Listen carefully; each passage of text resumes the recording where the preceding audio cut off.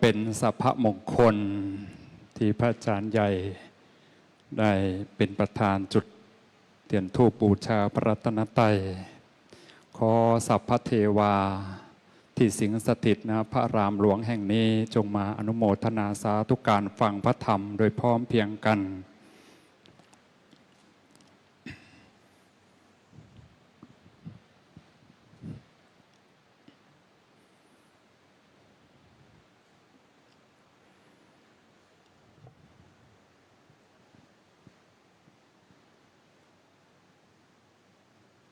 นิมนต์พระมานั่งตรงนี้ให้หมดเลย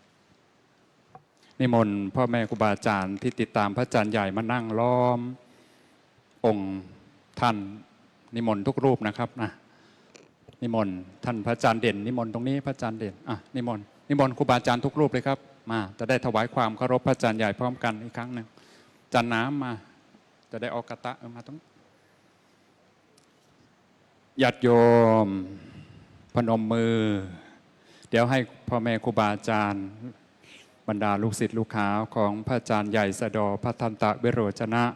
อัคคมหากรรมฐานาจริยะเจ้าสำนักวิปัสสนากรรมฐานงุยตะอูกรรมฐาน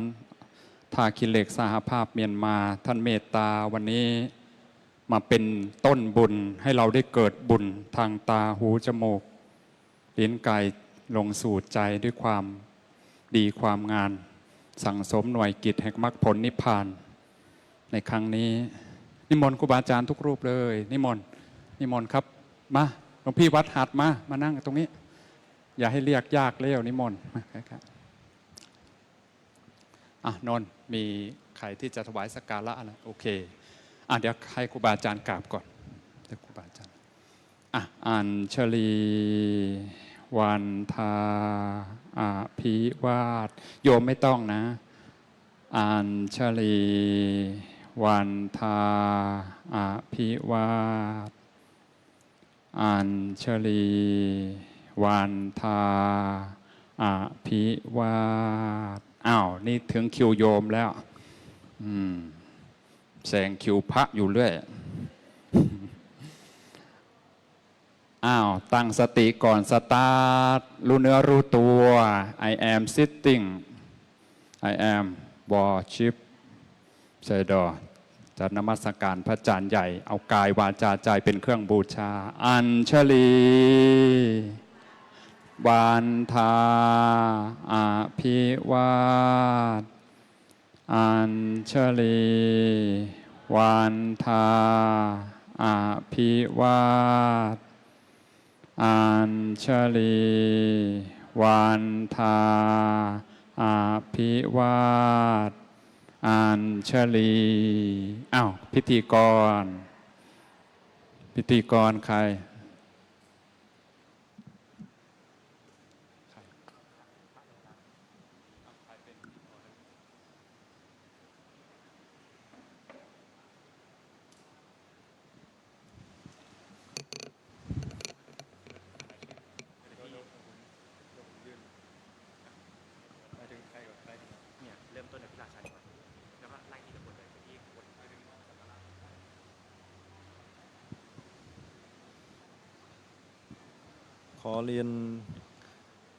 ขอกราบเรียน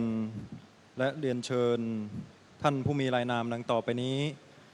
เข้าถวายสักการะ 1. พระมหาราชันติฆวีโรที่ปรึกษาสำนักปฏิบัติธรรม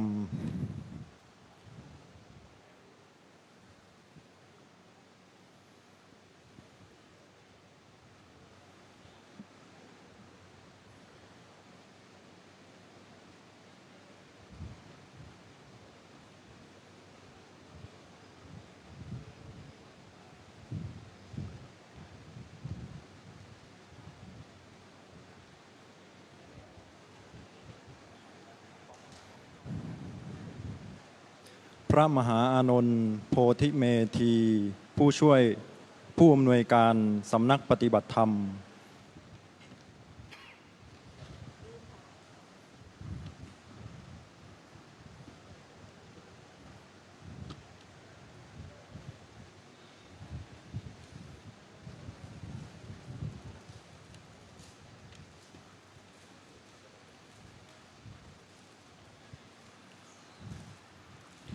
พระมหาลิขิตสิริมังคโล ผู้แทนคณะพระวิปัสสนาจารย์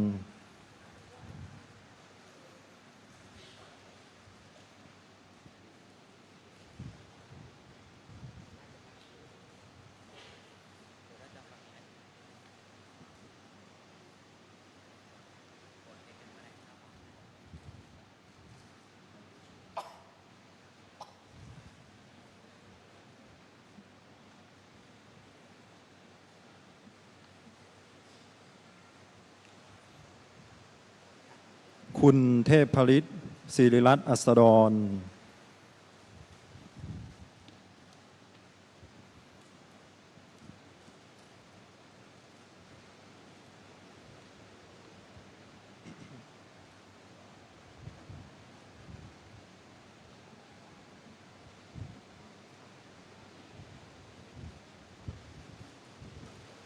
คุณเพียงใจสกาวรัตนากุล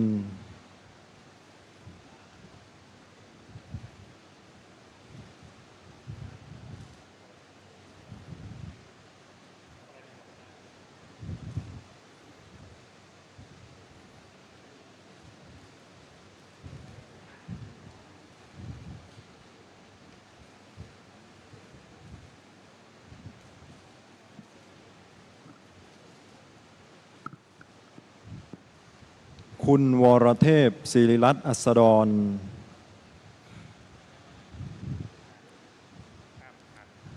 คุณสาริตตั้งตรงจิต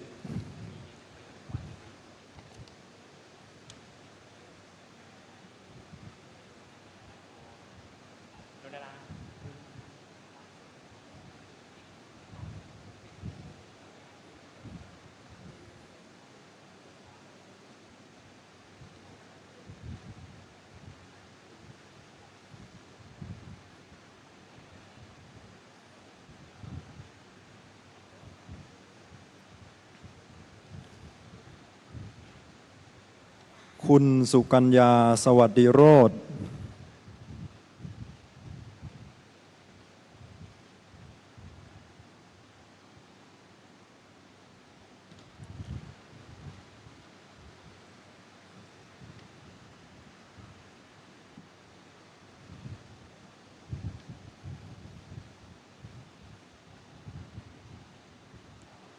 คุณบูรพาว่องวานิช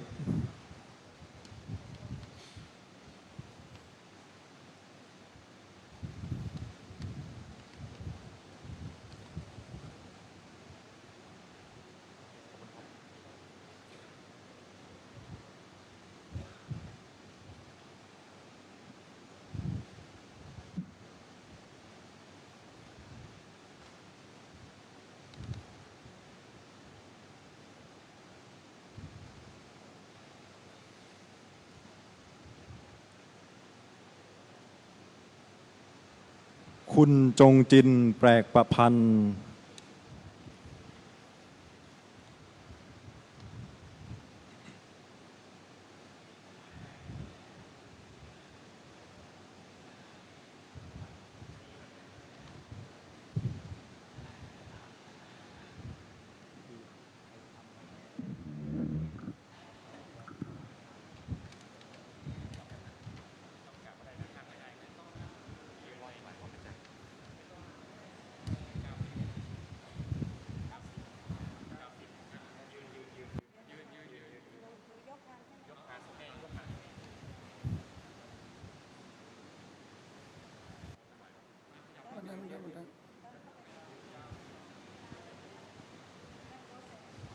คุณธนวรรณองค์พิเชษฐ์เมธา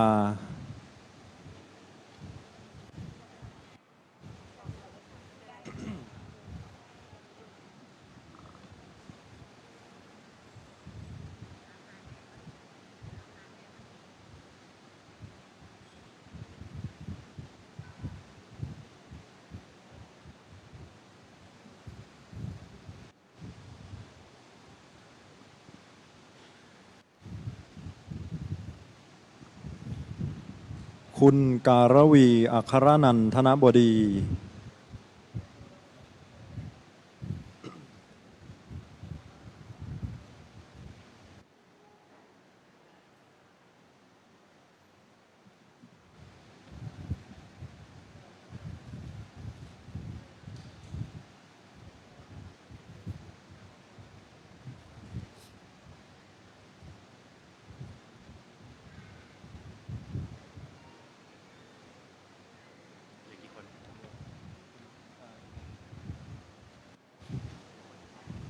และคุณบุญนิสากรจุลวีรนงค์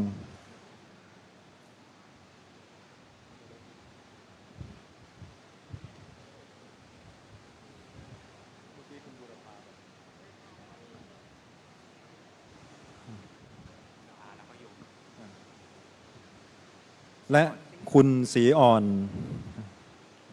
ต่อเลย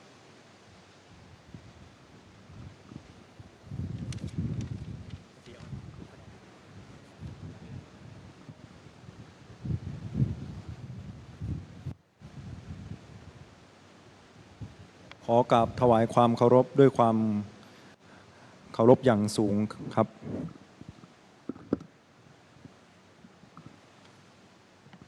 ก็เป็นอันรู้ว่าคนที่ได้มาถวายเครื่องสักการะนี้เป็นผู้ที่ให้การสนับสนุนซัพพอร์ตศูนย์ปฏิบัติกรรมฐานของเรามาด้วยดีตลอดนะต่อแต่นี้ไปเชิญสั้นสาธุชนผู้มีบุญบารมีได้กล่าวคำบูชาพระรัตนตรัยเวอร์ชั่นไทยก่อน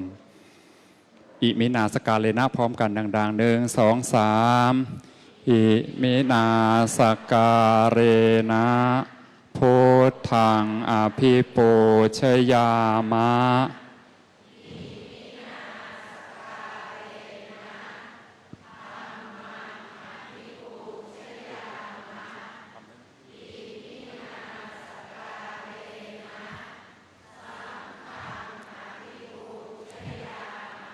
อะระหังดังๆพร้อมกัน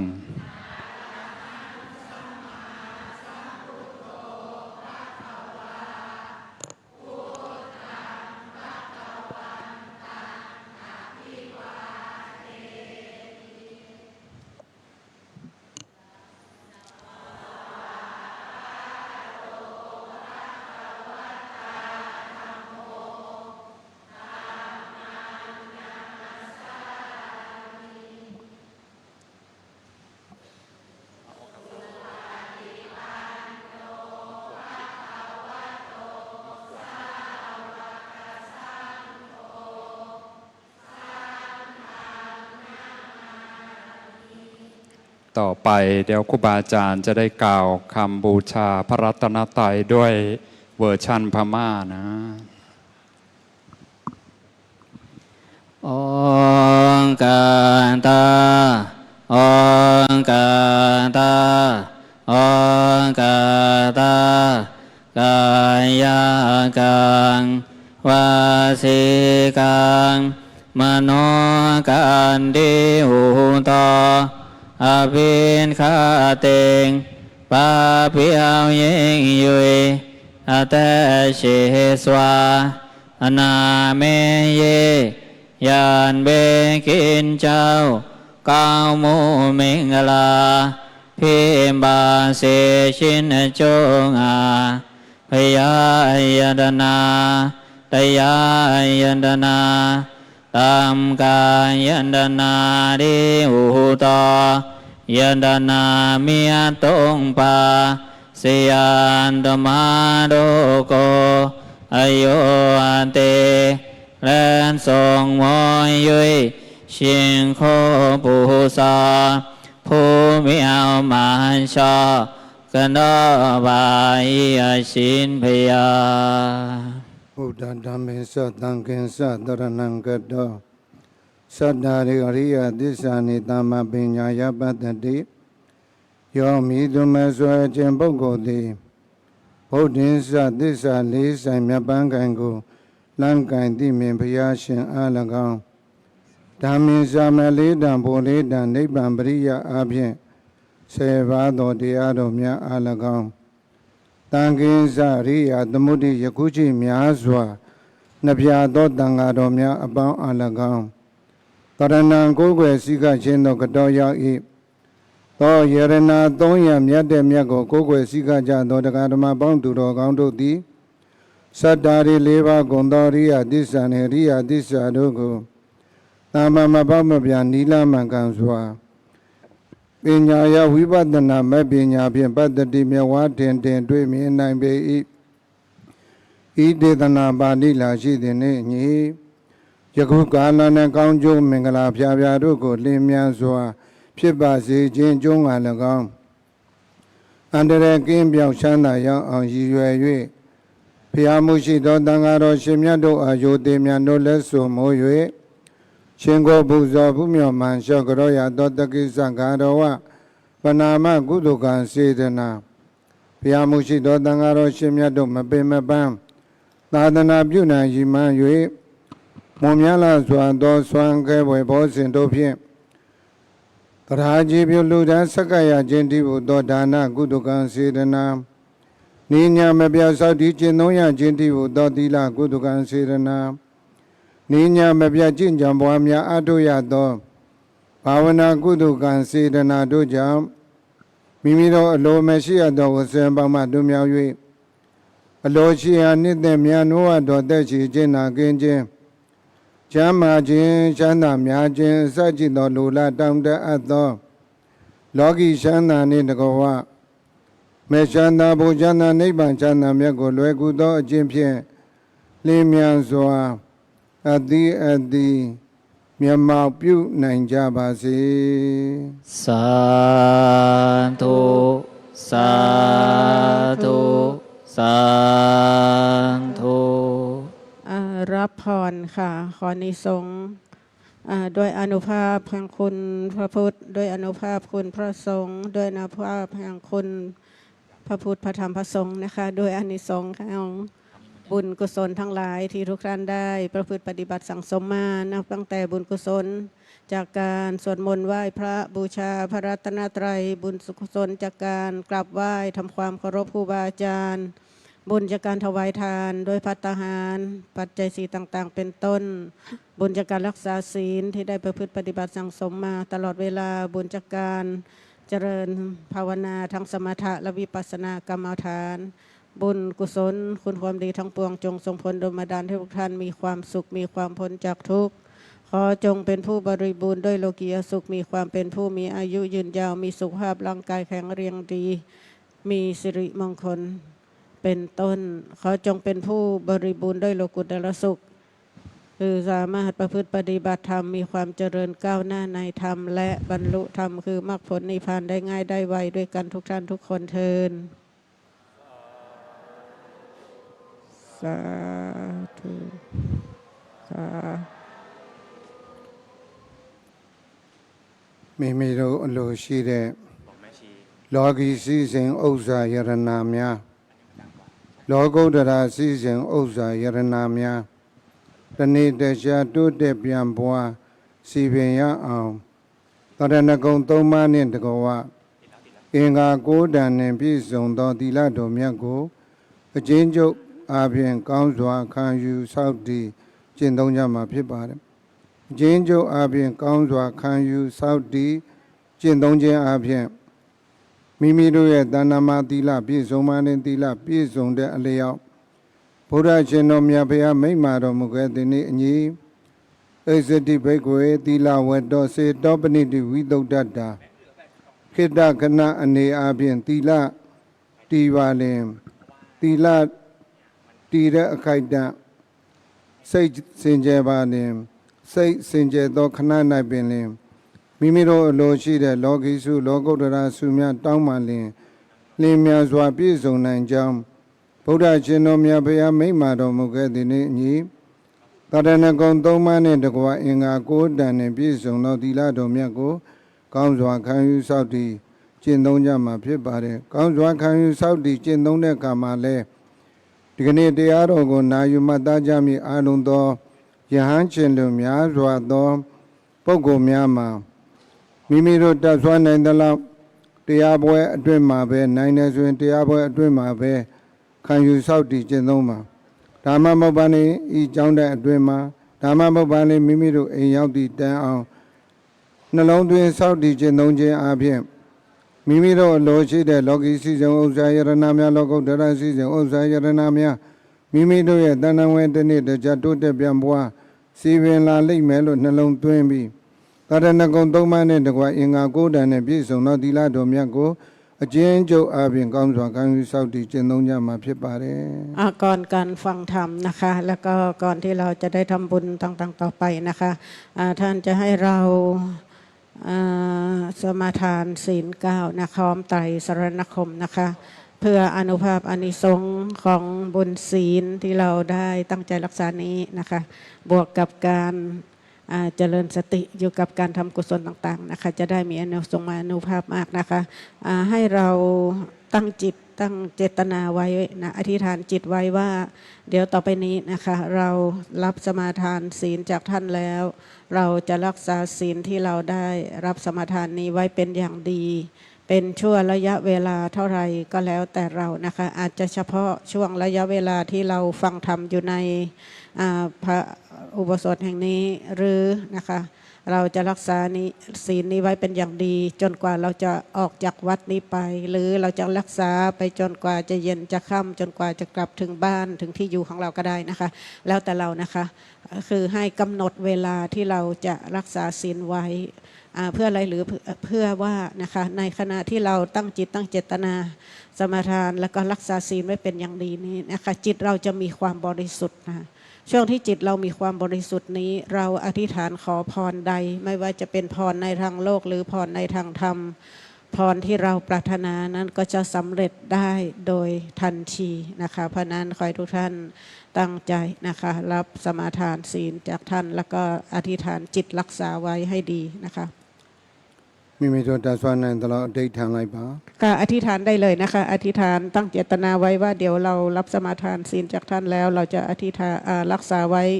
เป็นระยะเวลาเท่าไหร่แล้วก็อธิษฐานขอพรได้เลยนะคะอธิษฐานขอพรได้เลยอยากได้พรอะไรก็อธิษฐานเอา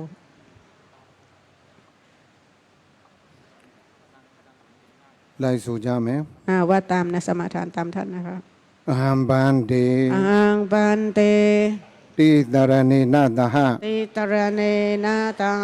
နဝင်္ဂသမ္မာနာဂတံ นเวงกาตัมปนากตัง သမာဓိယာမိ สมาธิยามิ ရှင်ဘယ อาชิมพยา ပြီးတော်များသည် ตบิโรมิยติ ဩနာသေးယေ โอนาเตเย ဒုက္ခဘေးတို့မှ โดคาเบโดมา ကင်းဝေးရာမှန် ยินเวยามา ဉာဏ်နိဗ္ဗာန်ကို เมียนเนปานโก ဤတန်တောင်းတ ยีตานต้องตา လိုလားကြ၍ โลลาจายุย သုံးပါးတရဏဂုံ องค์ปาตรณโก ကိုးစုံသီလ โกทรงตีละ ဒီပါရအောင် ตีปายา ရှင်ဘုရားက อาชิมพยาก ချပုဗေဒนาတော်မူပါ จาโปเบตนาดอมูปา ชิมพยา อาชิมพยา ยามหังวดามิตံဝတိထ อามาปันเต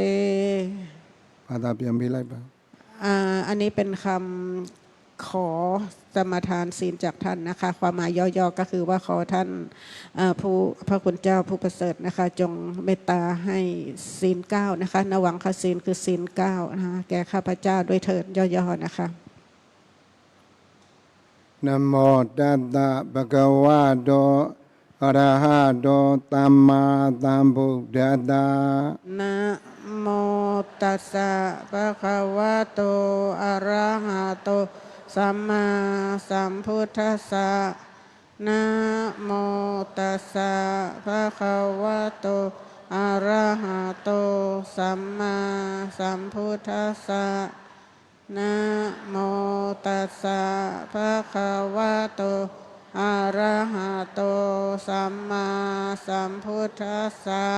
လူနာမြတ်မာ ดูนาเปียมา တတဝါတို့ဤ ตตวาโดย ဆရာတစုဖြစ်တော်မူသော สยาตสุพิตโมุต ထိုမြတ်စွာဘုရားအား โรมยสวาพยา တပည့်တော်တို့သည် ตบีดอโดดี ဤညိုမြတ်နို့ ยีโยเมียโน လက်ဆုံမိုး และทรงหมอยุ ၍သင်ကိုကရောပါဤ จีโคกระดอบา အ ย ရှင်ဘုရား อาชิมพยาความหมายย่อๆก็คือข้าพเจ้าขอน้อมทำความเคารพกับไหว้บูชาพระสัมมาสัมพุทธเจ้านะคะ ด้วยความเคารพยิ่ง ဗုဒ္ဓံတရဏံကိစ္ဆာမိ พุทธังสรณังคัจฉามิ ธัมมังตรณังกิสสามิ ธัมมังสรณังคัจฉามิ สังฆังตรณังกิสสามิ สังฆังสรณังคัจฉามิ ဒုတိယံပိ ทุติยมปิพุทธังสรณังคัจฉามิทุติยมปิธัมมังสรณังคัจฉามิทุติยมปิสังฆังสรณังคัจฉามิ မြတ်စွာဘုရားကို มีย တတိယံပိ ตติยมปิพุทธังสรณังคัจฉามิต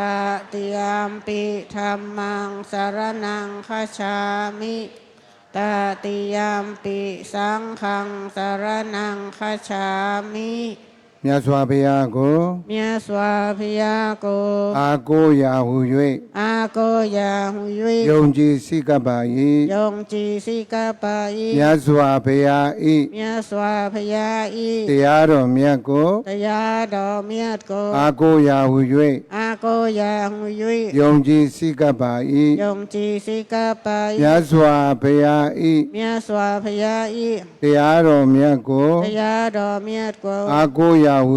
อาโกยาหุยุย ၍ယုံကြည်စိကပ်ပါ၏ ยงจีสิกาปา မြတ်စွာဘုရား၏ เมียสวาพยาอิ တပိသသံဃာတော်မြတ်အပေါင်းကို ปิตาตังกาดอเมียดบอง အာကိုရာဟု อาโกยาหุยุย ၍ယုံကြည်စိကပ်ပါ၏ ยงจีสิกาปา အရဏဂမနံပရိပုံနာ อามะปันเตความหมายนะคะ ก็ข้าพเจ้าขอน้อมเอาพระพุทธพระธรรมพระสงฆ์เป็นที่พึ่งที่ระลึกที่อาศัยให้ข้าพเจ้ามีความสุขเพื่อความผาสุขเพื่อความพ้นทุกข์ด้วยเถิดนะคะ อันนี้ก็ความหมายย่อๆนะคะ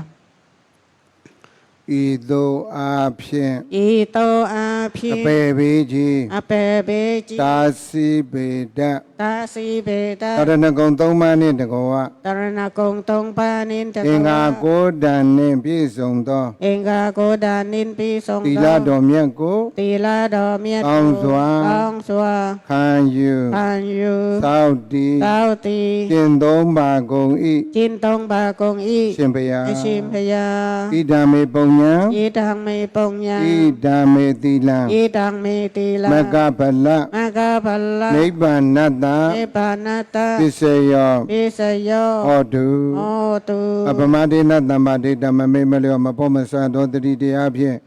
အတိအတိကိုးပါးသီလကိုလုံခြုံအောင်ထိမ့်သိမ့်စောင့်ကြောင်းကြပါလေ อามะพันเต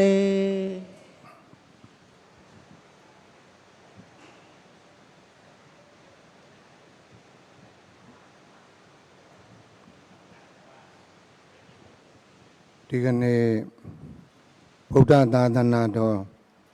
2569ခုနှစ်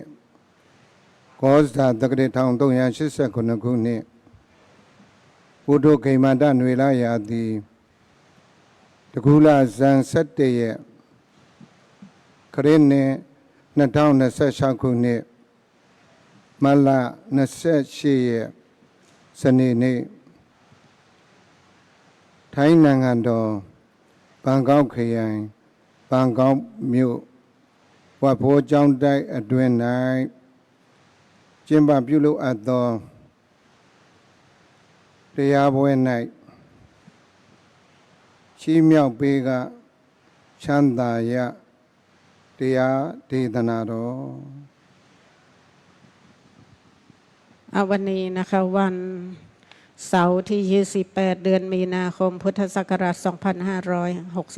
2569 วันนี้จะได้แสดงธรรมเทศนาเพื่อให้ประโยชน์แก่พระสงฆ์และผู้ปฏิบัติธรรมตลอดจนศรัทธาญาติโยมทั้งหลายนะคะที่ได้มารวมฟังธรรมณวัดโพวัดพระเชตุพนวิมลมัคคารารามแห่งนี้ หัวข้อธรรมนะคะธรรมอันเป็นเครื่องอนุเคราะห์เพื่อความเป็นอยู่ผาสุขนะคะ တရားတော်ပိုင်ရှင်ဘုရားရှင်တော်မြတ်ဘုရားအားမကြသေးခင်က နမောတတ္တဖြင့်ကြော့ခဲ့ပြီးဖြစ်ပါတယ်အဲ့ဒီလိုကြော့ပြီးတဲ့အခါမှာကျမ်းမာမာချမ်းချမ်းသာသာချွင်ချွင်ပြပြကြီးကြီးလင်းလင်းဖြင့်မိမိတို့ကိုယ်တိုင်နေထိုင်နိုင်ကြပြီးမိမိတို့ရဲ့ပတ်ဝန်းကျင်မှာရှိကြတဲ့သူသူငါငါအလုံးသောတတ္တဝါများလည်းမိမိတို့နဲ့အလားတူကျမ်းမာမာချမ်းချမ်းသာသာချွင်ချွင်ပြပြကြီးကြီးလင်းလင်းနဲ့နေထိုင်နိုင်ပါစေအနေအချင်းမိမိတို့ရဲ့စိတ်တန်တဝယ်မေတ္တာတရားကိန်းအောင်ပြီးအရာလေးမျက်နှာအရာရှိမျက်နှာအရာဆယ်မျက်နှာမှာနေထိုင်ကြတဲ့သူသူငါငါအားလုံးသောတတ္တဝါအပေါင်းပေါ်မှာလည်းအတိအတိမေတ္တာစိတ်ကိန်းအောင်နိုင်ဖို့မိမိတို့ကိုယ်တိုင်အားလုံးတတ္တဝါစေရင်ကင်းကွာ၍ချမ်းသာကြပါစေအနေအဖြင့်မေတ္တာစိတ်အတိအတိနှလုံးသွင်းလိုက်ပါตะกี้ลำดับการแสดงธรรมนะคะปกติแล้วเราก็จะบูชาพระพุทธก่อนนะคะแต่คู่นี้เราได้บูชาพระพุทธร่วมกันไปแล้วนะคะเพราะนั้นขั้นตอนต่อไปนะก่อนที่จะแสดงธรรมเพื่อให้การแสดงธรรมของเรานั้นได้อยู่ฟังธรรมได้อย่างรับรื่นฟ้าสุขลมเย็นและที่สำคัญเพื่อบุคคลทั้งหลายนะคะนอกจากเราที่นี่นะคะทั้งมนุษย์เทวดาพรหมทั้งที่เรามองเห็นมองไม่เห็นคือเพื่อนร่วมทุกข์ทั้งหลายจะได้รับประโยชน์อานิสงส์มีความเป็นอยู่ผาสุขพ้นทุกข์ไปด้วยกันนะคะเราจะแผ่เมตตานะคะคือส่งจิตปรารถนาดีไปยังสัตว์ทั้งหลายให้เขาอยู่เป็นสุขให้มีความพ้นจากทุกข์นะคะเพราะนั้นต่อไปก่อนแสดงธรรมท่านจะนำเราแผ่เมตตานะคะขอให้ทุกท่านเวลาว่าตามท่านนะคะก็ขอให้น้อมจิตไปว่าจิตพัฒนาไปว่าขอสัตว์ทั้งหลายคือท่านจะนำแผ่ไปแต่ว่าจะแผ่ให้ใครก็แล้วแต่ที่แน่นอนก็คือว่าให้เราแผ่ไปกล่าวออกไปเปล่งออกไปด้วยจิตด้วยเจตนาปรารถนาให้บุคคลที่เราแผ่นั้นซึ่งจริงก็คือสรรพสัตว์นั่นแหละนะคะทุกชีวิตนะคะในสังสารวัฏนี้ถือว่าเป็นเพื่อนร่วมทุกข์ขอให้เขาเป็นสุขพ้นจากทุกข์ด้วยเถิดให้มีจิตเมตตาจิตปรารถนาอย่างนี้ขณะที่เราทำการแผ่ออกไปนะคะမိမိတို့ကိုယ်တိုင်အာယုံပြုပြီးမိမိကိုယ်ကိုငါ၏ကိုယ်မှာပေးရန်กว่าချမ်းသာကိုယ်စိတ်မြဲရပါလို့ဤဒီလိုလဲနှလုံးသွင်းလိုက်ပါอันดับแรกนะคะท่านจะนำเราแผ่เมตตาให้แก่ตนเองนะคะเพราะนั้นการแผ่เมตตาให้ตนเองนะขณะที่เรากล่าวคำแผ่ออกไปก็ขอให้เราน้อมจิตระลึกถึงตัวเรานะคะความหมายที่ท่านจะให้เราแผ่จะพูดแผ่ก็คือว่าขอให้ข้าพเจ้ามีความสุขขอให้ข้าพเจ้าพ้นจากทุกข์เพราะนั้นเวลาเราแผ่อย่างนี้แปลว่าอะไรแปลว่าจิตหรือใจเราเนี่ยต้องระลึกอยู่ในตัวเราที่กำลังนั่งอยู่ตรงเนี้ยนะเอาจิตระลึกนึกถึงหรือมองตัวเรามองด้วยใจนะคะมองตัวเราที่กำลังนั่งอยู่ตรงนี้แล้วก็กล่าวคำแผ่ออกไปพร้อมกันว่าขอให้ข้าพเจ้ามีความสุขขอให้ข้าพเจ้าพ้นจากทุกข์นะคะท่านจะพูดเป็นภาษาพม่าแต่ความแปลก็คือตามนี้นะคะระลึกไปตามนี้นะคะမိမိမှတပါမိမိရဲ့ပတ်ဝန်းကျင်မှာရှိကြတဲ့သူသူငါငါအလုံးသောတတ္တဝါအပေါ်မှာလဲသူတစ်ပါးကိုမှဘေးရန်กว่าချမ်းသာကိုယ်စိတ်မြဲကြပါစေအနေအချင်းလဲမေတ္တာစိတ်ထားဖို့လိုအပ်တာဖြစ်ပါတယ်หลังจากแผ่ตนเองแล้วก็ท่านก็จะนำแผ่ให้แก่บุคคลอื่นบุคคลอื่นหมายถึงทุกคนแหละนะคะทุกชีวิตแหละนอกจากตัวเราตะกี้เราแผ่ตัวเองไปแล้วอันต่อไปนะคะแผ่คนอื่นที่นอกจากตัวเราความหมายดุตปะหมายว่าคนอื่นนอกจากตัวเรานะคะเพราะนั้นเราก็น้อมจิตไปนะคะว่าขอให้บุคคลทั้งหลายก็แล้วกันบุคคลทั้งหลายคือนอกจากตัวเรานอกจากตัวข้าพเจ้าจงมีความสุขขอให้พ้นจากทุกข์ได้เถิดให้น้อมจิตไปอย่างนี้မိမိနဲ့သူတစ်ပါးမှတစ်ပါးတကူတယောက်မြမကြံရအောင်အရာလေးမျက်နှာအရာရှစ်မျက်နှာအရာဆယ်မျက်နှာမှာနေထိုင်ကြတဲ့အာလုံးသောတတ္တဝါအပေါ်မှာလည်းအာလုံးတတ္တဝါဘေးရန်กว่า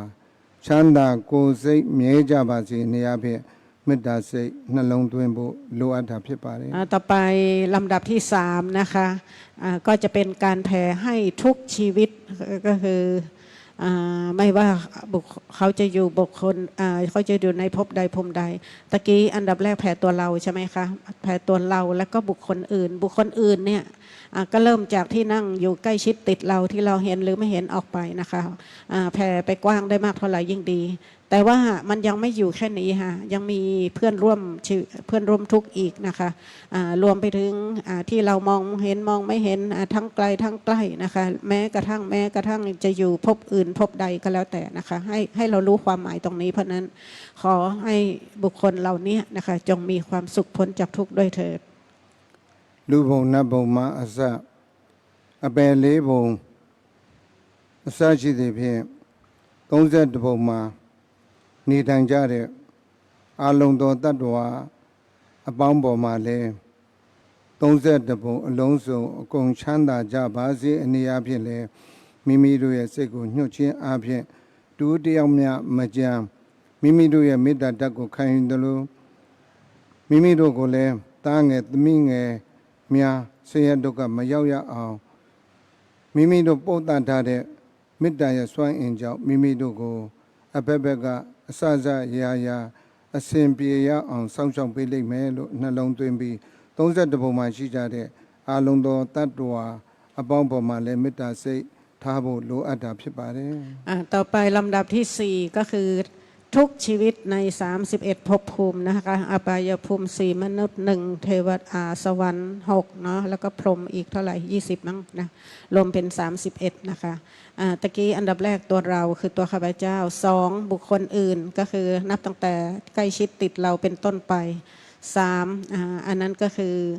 สัตว์ทั้งหลายทั้งหมดทั้งมวลทุกชีวิตนะคะแล้วก็ตบท้ายปิดท้ายนะคะไม่ให้เหลือรอดนะคะก็คือ31ภพภูมินะคะไม่ว่าจะเป็นใครอยู่ที่ไหนก็แล้วแต่นะคะทั้ง31ภพภูมิที่ยังวนเวียนอยู่ในสังสารวัฏนะคะขอให้เป็นสุขพ้นจากทุกข์ด้วยเถิดนะคะเราจะแผ่ให้บุคคลทั้ง4ประเภทนี้ไปตามลำดับนะคะခြေဦးဆောင်ပွဲရဖွယ်ရာများဒီလောက်ဆိုလုံခြုံသွားပါပြီလုံလောက်သွားပါပြီค่ะท่านบอกว่าจริงๆแล้วที่พูดออกมาก็หมายความว่าทุกท่านก็คงจะน้อมจิตและลึกไปตามนี้แล้วก็ถือว่าการแผ่เมตตาส่งจิตปัฒนาไปก็ถือว่าสำเร็จแล้วนะคะ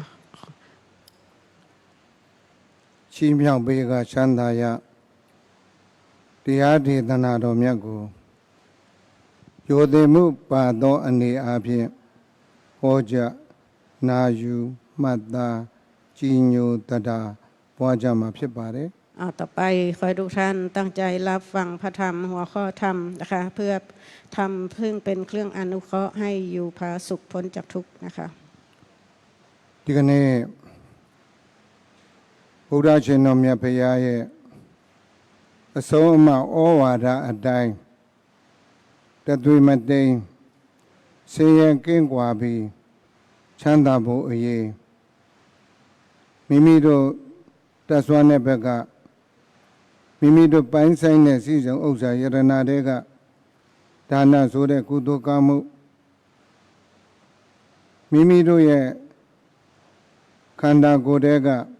သီလဆိုတဲ့ကုသိုလ်ကောင်းမှုမိမိတို့ရဲ့အသက်တွေကဘာဝနာဆိုတဲ့ကုသိုလ်ကောင်းမှုဒီကုသိုလ်ကောင်းမှုတွေပြုလုပ်ဆောင်ရွက်ပြီးဒီကုသိုလ်ကောင်းမှုများရဲ့အကျိုးလူဘဝလူခန္ဓာလူချမ်းသာနိဗ္ဗာန်မရမီကြာကာလရနိုင်ဖို့နတ်ဘဝနတ်ခန္ဓာနတ်ချမ်းသာနိဗ္ဗာန်မရမီကြာကာလရဖို့ဗြဟ္မာဘဝဗြဟ္မာခန္ဓာဗြဟ္မာချမ်းသာနိဗ္ဗာန်မရမီကာလမှာချမ်းချမ်းမာမာချမ်းချမ်းသာသာချွတ်ချွတ်ပြပြကြီးကြီးလင်းလင်းနဲ့အဖက်ဖက်ကပြည့်စုံရအောင်ဒါနကုသိုလ်သီလကုသိုလ်သမထဝိပဿနာကုသိုလ်ကောင်းမှုများပြုလုပ်ပြီးနိဗ္ဗာန်မရမီကြာကာလမှာမဆင်းရဲရအောင်ချမ်းသာရအောင်ကုသိုလ်ကောင်းမှုတွေပြုလုပ်ဆောင်ရွက်ပြီးအတိ နေထိုင်ကြတာဖြစ်ပါတယ် ท่านบอกว่าโดยปกติเราทั้งหลายนะคะเราเป็นคนพุทธเป็นผู้ประพฤติปฏิบัติตามโอวาทคำสอนของพระสัมมาสัมพุทธเจ้าปฏิบัติตามโอวาทคำสอนของพระสัมมาสัมพุทธเจ้า เพื่อเราอยู่ผาสุขพ้นจากทุกข์เนาะเพราะนั้นวิธีการทำอย่างไรเราถึงจะอยู่เป็นสุขพ้นจากทุกข์ได้ก็ทำกุศลเว้นอกุศลเนาะกุศลนั้นเราทำได้อย่างไรเราสละทรัพย์ที่เราหามาได้ทำการถวายทานเอาบุญทานนั้นเป็นที่พึ่งที่อาศัยให้เรามีความอยู่ผาสุขนะคะแล้วก็เราสำรวมกายสำรวมวาจารักษาศีลประพฤติในศีลเว้นบาปอกุศลเพื่อการประพฤติในศีลอานิสงส์ของศีลนั้นจะทำให้เราอยู่เป็นสุขพ้นจากทุกข์ทั้งหลายเราสำรวมจิตนะคะใช้ชีวิตทำการภาวนาเพื่ออานิสงส์ของการภาวนานั้นจะได้นำมาซึ่งความสุขกายสุขใจนะคะทำให้เราอยู่ผาสุขตลอดไปอันนี้นะคะการทำกุศลต่างๆทานศีลภาวนานะคือการใช้นะคะ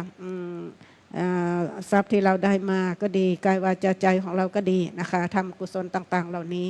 เพื่ออานิสงส์นี้จะทำให้เราเป็นสุขนับตั้งแต่ปัจจุบันที่เราทำนะคะสุขไปจนถึงพบหน้าชาติหน้าเพื่อให้เราได้มีชีวิตที่มีความสุขความเจริญตามอำนาจตามอานิสงส์ของบุญต่างๆไม่ว่าจะนะคะการได้เกิดเป็นมนุษย์ก็จะได้เป็นมนุษย์ที่ดีเจริญด้วยมนุษย์สมบัติได้เกิดเป็นพรหมเป็นเทวดาก็เจริญด้วยเทวสมบัติเนาะเกิดเป็นพรหมก็เจริญด้วยพรหมสมบัติคือตราบใดที่ยังไม่สามารถบรรลุ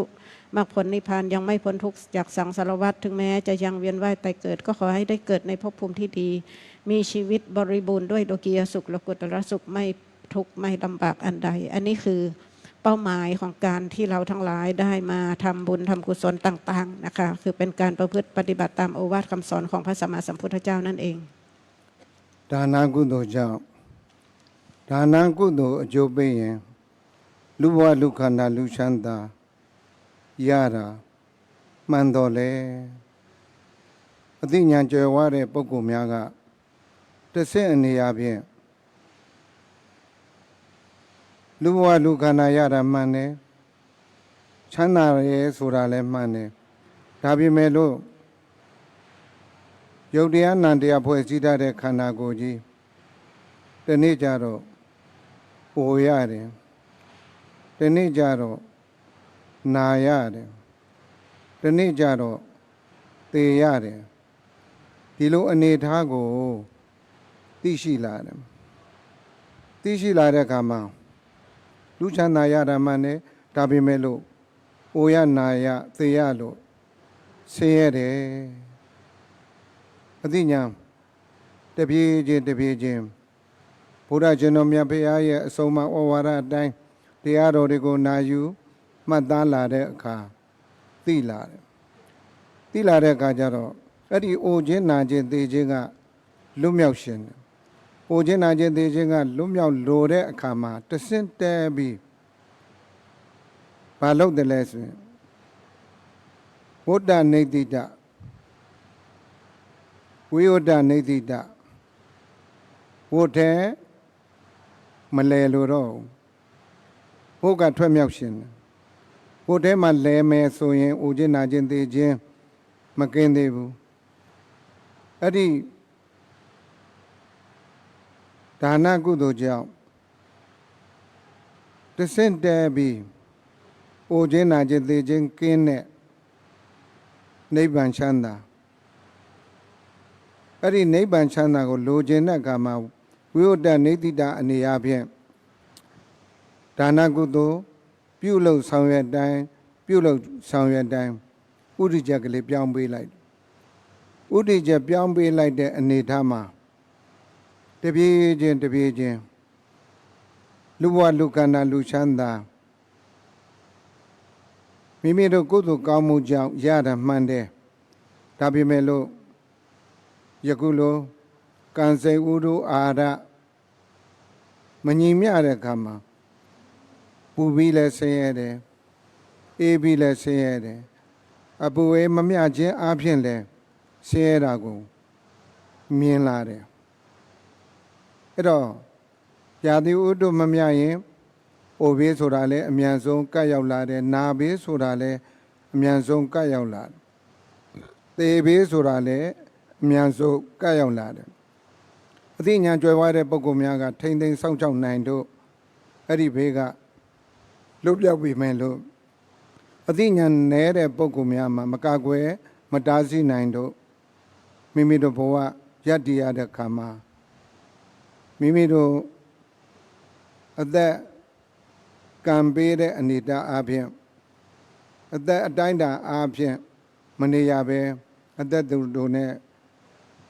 ဘဝတစ်ပါးပြောင်းသွားရတဲ့ပုဂ္ဂိုလ်များလည်းအများကြီးရှိတယ်ဒီတော့ကံနဲ့စိတ်တဲ့ဥရုတဲ့အာဟာရတဲ့ကံဆိုတာကလည်းကုသိုလ်ကောင်းမှုရှိမှမိမိတို့ကိုဘုဘေနာဘေသေဘေကတတ်နိုင်ဆုံးနေထိုင်နိုင်ရအောင်ကောင်းတဲ့ကုသိုလ်များကကာကွယ်ပေးနိုင်တယ်လို့မကောင်းတဲ့အကုသိုလ်တွေများပါလေမကြလင်ဘုဘေနာဘေသေဘေတွေကပ်ရောက်ပြီးဒါလည်းမျက်ွယ်ပြုတ်သွားရတယ်စိတ်ချမ်းသာမှုရတယ်ဆိုတာအဘက်ဘက်ကပြည့်စုံရင်အထိုက်အလျောက်မိမိတို့စိတ်ချမ်းသာမှုရမယ်အဲ့ဒီတည်းမှာကာယဝေဒနာစိတ်ဓာမလို့ခေါ်ဆိုရတဲ့တတိပဋ္ဌာန်ဝိပဿနာဘာဝနာတရားကိုအားထုတ်ပါလေဒီမှာတတိပဋ္ဌာန်ရဲ့စွမ်းအင်ကြောင့်အကျိုးတရား9ပါးမှာစိုးရင်ပူဆွေးမှုတွေငိုကြွေးမိတမ်းမှုတွေ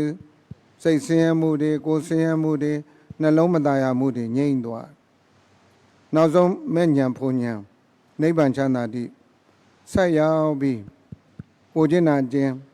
တည်ခြင်းကင်းတဲ့နိဗ္ဗာန်ချမ်းသာတိတဆင်ပိတဆင်တက်ရောက်သွားမယ်ဆိုတာဒါမိမိတို့ကိုယ်တိုင်နှလုံးသွင်းပြီးပြုပြင်ထိန်သိမ်းစောင့်ရှောက်ပေးခြင်းအပြင်ရာကြည်တာတဲ့ဘဝမှာလည်းပြုပြင်ထိန်သိမ်းစောင့်ရှောက်နိုင်လို့ချမ်းသာတယ်လို့နောက်ကာလတွေမှာလည်းဘုရားရှင်တော်မြတ်ဘုရားရဲ့အဆုံးအမဩဝါဒအတိုင်းတသွေးမတိမ်မိမိတို့ရဲ့ပြုလုပ်ဆောင်ရွက်ဖွယ်ရာတွေကိုပြုပြင်ထိန်သိမ်းစောင့်ရှောက်နိုင်လို့အနေထားမှာပြောင်းသွားမယ်ဆိုတာဒါသိကြတယ်အာဟာရတဲ့မိမိတို့နဲ့သင့်လျော်တဲ့အပူအေးမျှတတဲ့အစာအာဟာရတွေကိုမိဝဲရပြီဆိုရင်မိဝဲရတဲ့ပုဂ္ဂိုလ်များမှာဘုန်းကြီးတို့လုံလောက်ရင်ချမ်းသာတယ်မလုံလောက်ရင်အိုခြင်းနာခြင်းသေခြင်းကိုလှင်းမြန်မြန်ဆက်ရောက်ပြီးဒီကံစိတ်ဥဒ္ဓအာရမညီမျှခြင်းအပြင်လဲအမြန်ဆုံးအိုခြင်းနာခြင်းသေခြင်းတရားတွေကပ်ရောက်ပြီးဆင်းရဲမယ်ဆိုတာဒါသိကြတယ်အဲ့တော့အတိတရားရှိတဲ့ပုဂ္ဂိုလ်များကအခုပြောခဲ့တဲ့မိမိတို့ပြုလို့ဆောင်ရွက်ဖွယ်ရာထိမ့်သိမ်းစောင့်ရှောက်ဖို့ရာအိုခြင်းနာခြင်းသေခြင်းကအနေထားအပြင်တက္ကန္တမိမိတို့စောင့်ရှောက်နိုင်တဲ့လောက်ထိမ့်သိမ်းစောင့်ရှောက်သွားနိုင်မှာဖြစ်ပါတယ်တကယ်ထိမ့်သိမ်းစောင့်ရှောက်နိုင်တာကဘုရားရှင်တော်မြတ်ဘုရားဟောကြားတော်မူအပ်သောကာယဝေဒနာစိတ်ဓာမလို့ခေါ်ဆိုရတဲ့တတိပဋ္ဌာန်ဝိပဿနာဘာဝနာတရားတွေကိုကျင့်ကြံပေါ်များအထုတ်မှုပါခဲ့ရင်ပါနေရင်ပါခြင်းအပြင်နောက်ကာလတွေမှာ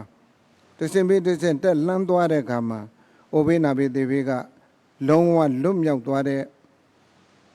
သာဝရရဲ့နိဗ္ဗာန်မှာတစင်အနုဘဝတဲ့နိဗ္ဗာန်ရသွားပါလေ31ပုံတို့ပြန်ပြီးမကျင်လေရတော့လို့အိုခြင်းနာခြင်းသေခြင်းလုံးဝကင်းတဲ့အနေထားမှာရောက်သွားကြမှာဖြစ်ပါတယ်အဲ့ဒီအနေထားရအောင်ဒီကနေ့မျှော်မှန်းပြီးမိမိတို့ဒါနကုသိုလ်ပြုလုပ်တယ်ဥပုသ်တရင်စောင့်တည်ကျင့်သုံးတယ်သမထဘာဝနာဝိပဿနာဘာဝနာတရားတွေအားထုတ်နေကြတာဖြစ်ပါတယ်ท่านบอกว่าเราคนพูดทั้งหลายนะคะเราเป็นคนที่เรียกว่าปฏิบัติตามโอวาทคำสอนพูดง่ายว่าเราเป็นคนทำบุญเนาะบุญหรือกุศลเนี่ยเป็นสิ่งที่เราต้องทำแล้วก็บาปหรืออกุศลเป็นสิ่งที่เราต้องงดเว้นอยู่แล้วอันนั้นเรารู้นะคะแต่ว่าการทำบุญทำกุศลเนี่ยนะคะเราทำแล้วเรามุ่งหวังอานิสงส์อย่างน้อยเราทำบุญทานอานิสงส์ของบุญทานคือบุญทานคือการสละทรัพย์อานิสงส์ก็จะทำให้เราเป็นผู้มีทรัพย์แล้วก็ทำให้เราอยู่เป็นสุขเนาะ ถ้าเราเกิดเป็นมนุษย์เรียกว่าเราก็เจริญด้วยมนุษย์สมบัตินะคะมนุษย์ที่มีสมบัติก็ใช้ชีวิตอย่างรับรื่นผาสุกนะคะทุกน้อยนะคะไม่ต้องลำบากยากเย็นอะไร ถึงแม้จะเกิดเป็นเทพเป็นเทวดาเป็นนางฟ้านะก็เจริญด้วยทิพสมบัตินะคะตามกำลังของเขาเป็นเทวดาเป็นนางฟ้านะคะมีทิพสมบัติมากเขาก็เป็นสุขมากนะแต่ว่าถ้ามีน้อยก็สุขน้อยนะคะอันนี้มันเป็นเรียกว่าอานิสงส์ของกุศลอยู่แล้วนะคะโดยเฉพาะบุญทานจริงอยู่นะบุญทานเนี่ยนะคะถ้าเราทำบุญทานนะบุญทุกชนิดแหละนะแต่ว่าอันนี้ยกตัวอย่างบุญทานที่เราทำกันง่ายๆนะบุญทานเนี่ยนะถึงแม้เราจะรู้ว่ามันมีอานิสงส์ทำให้เราว่ามีทรัพย์นะคะแต่คนมีปัญญาทำเข้ามากๆเข้าฟังธรรมมากๆเข้านะคะเราจะรู้ว่าเพียงแค่อานิสงส์เท่านี้มันยังไม่เพียงพอสำหรับคนพุทธเรานะคนพุทธเรารู้ว่าถึงแม้เราจะเกิดเป็นมนุษย์นะคะแต่ว่าการที่มนุษย์เนี่ยนะมันเขาเรียกว่ามีรูปมีนามเนาะมนุษย์นี่มีรูปมีนามตราบใดที่ยังมีรูปมีนามมีกายมีใจว่าเหอะนะคะว่ามันก็ต้องเผชิญกับความทุกข์อยู่ดี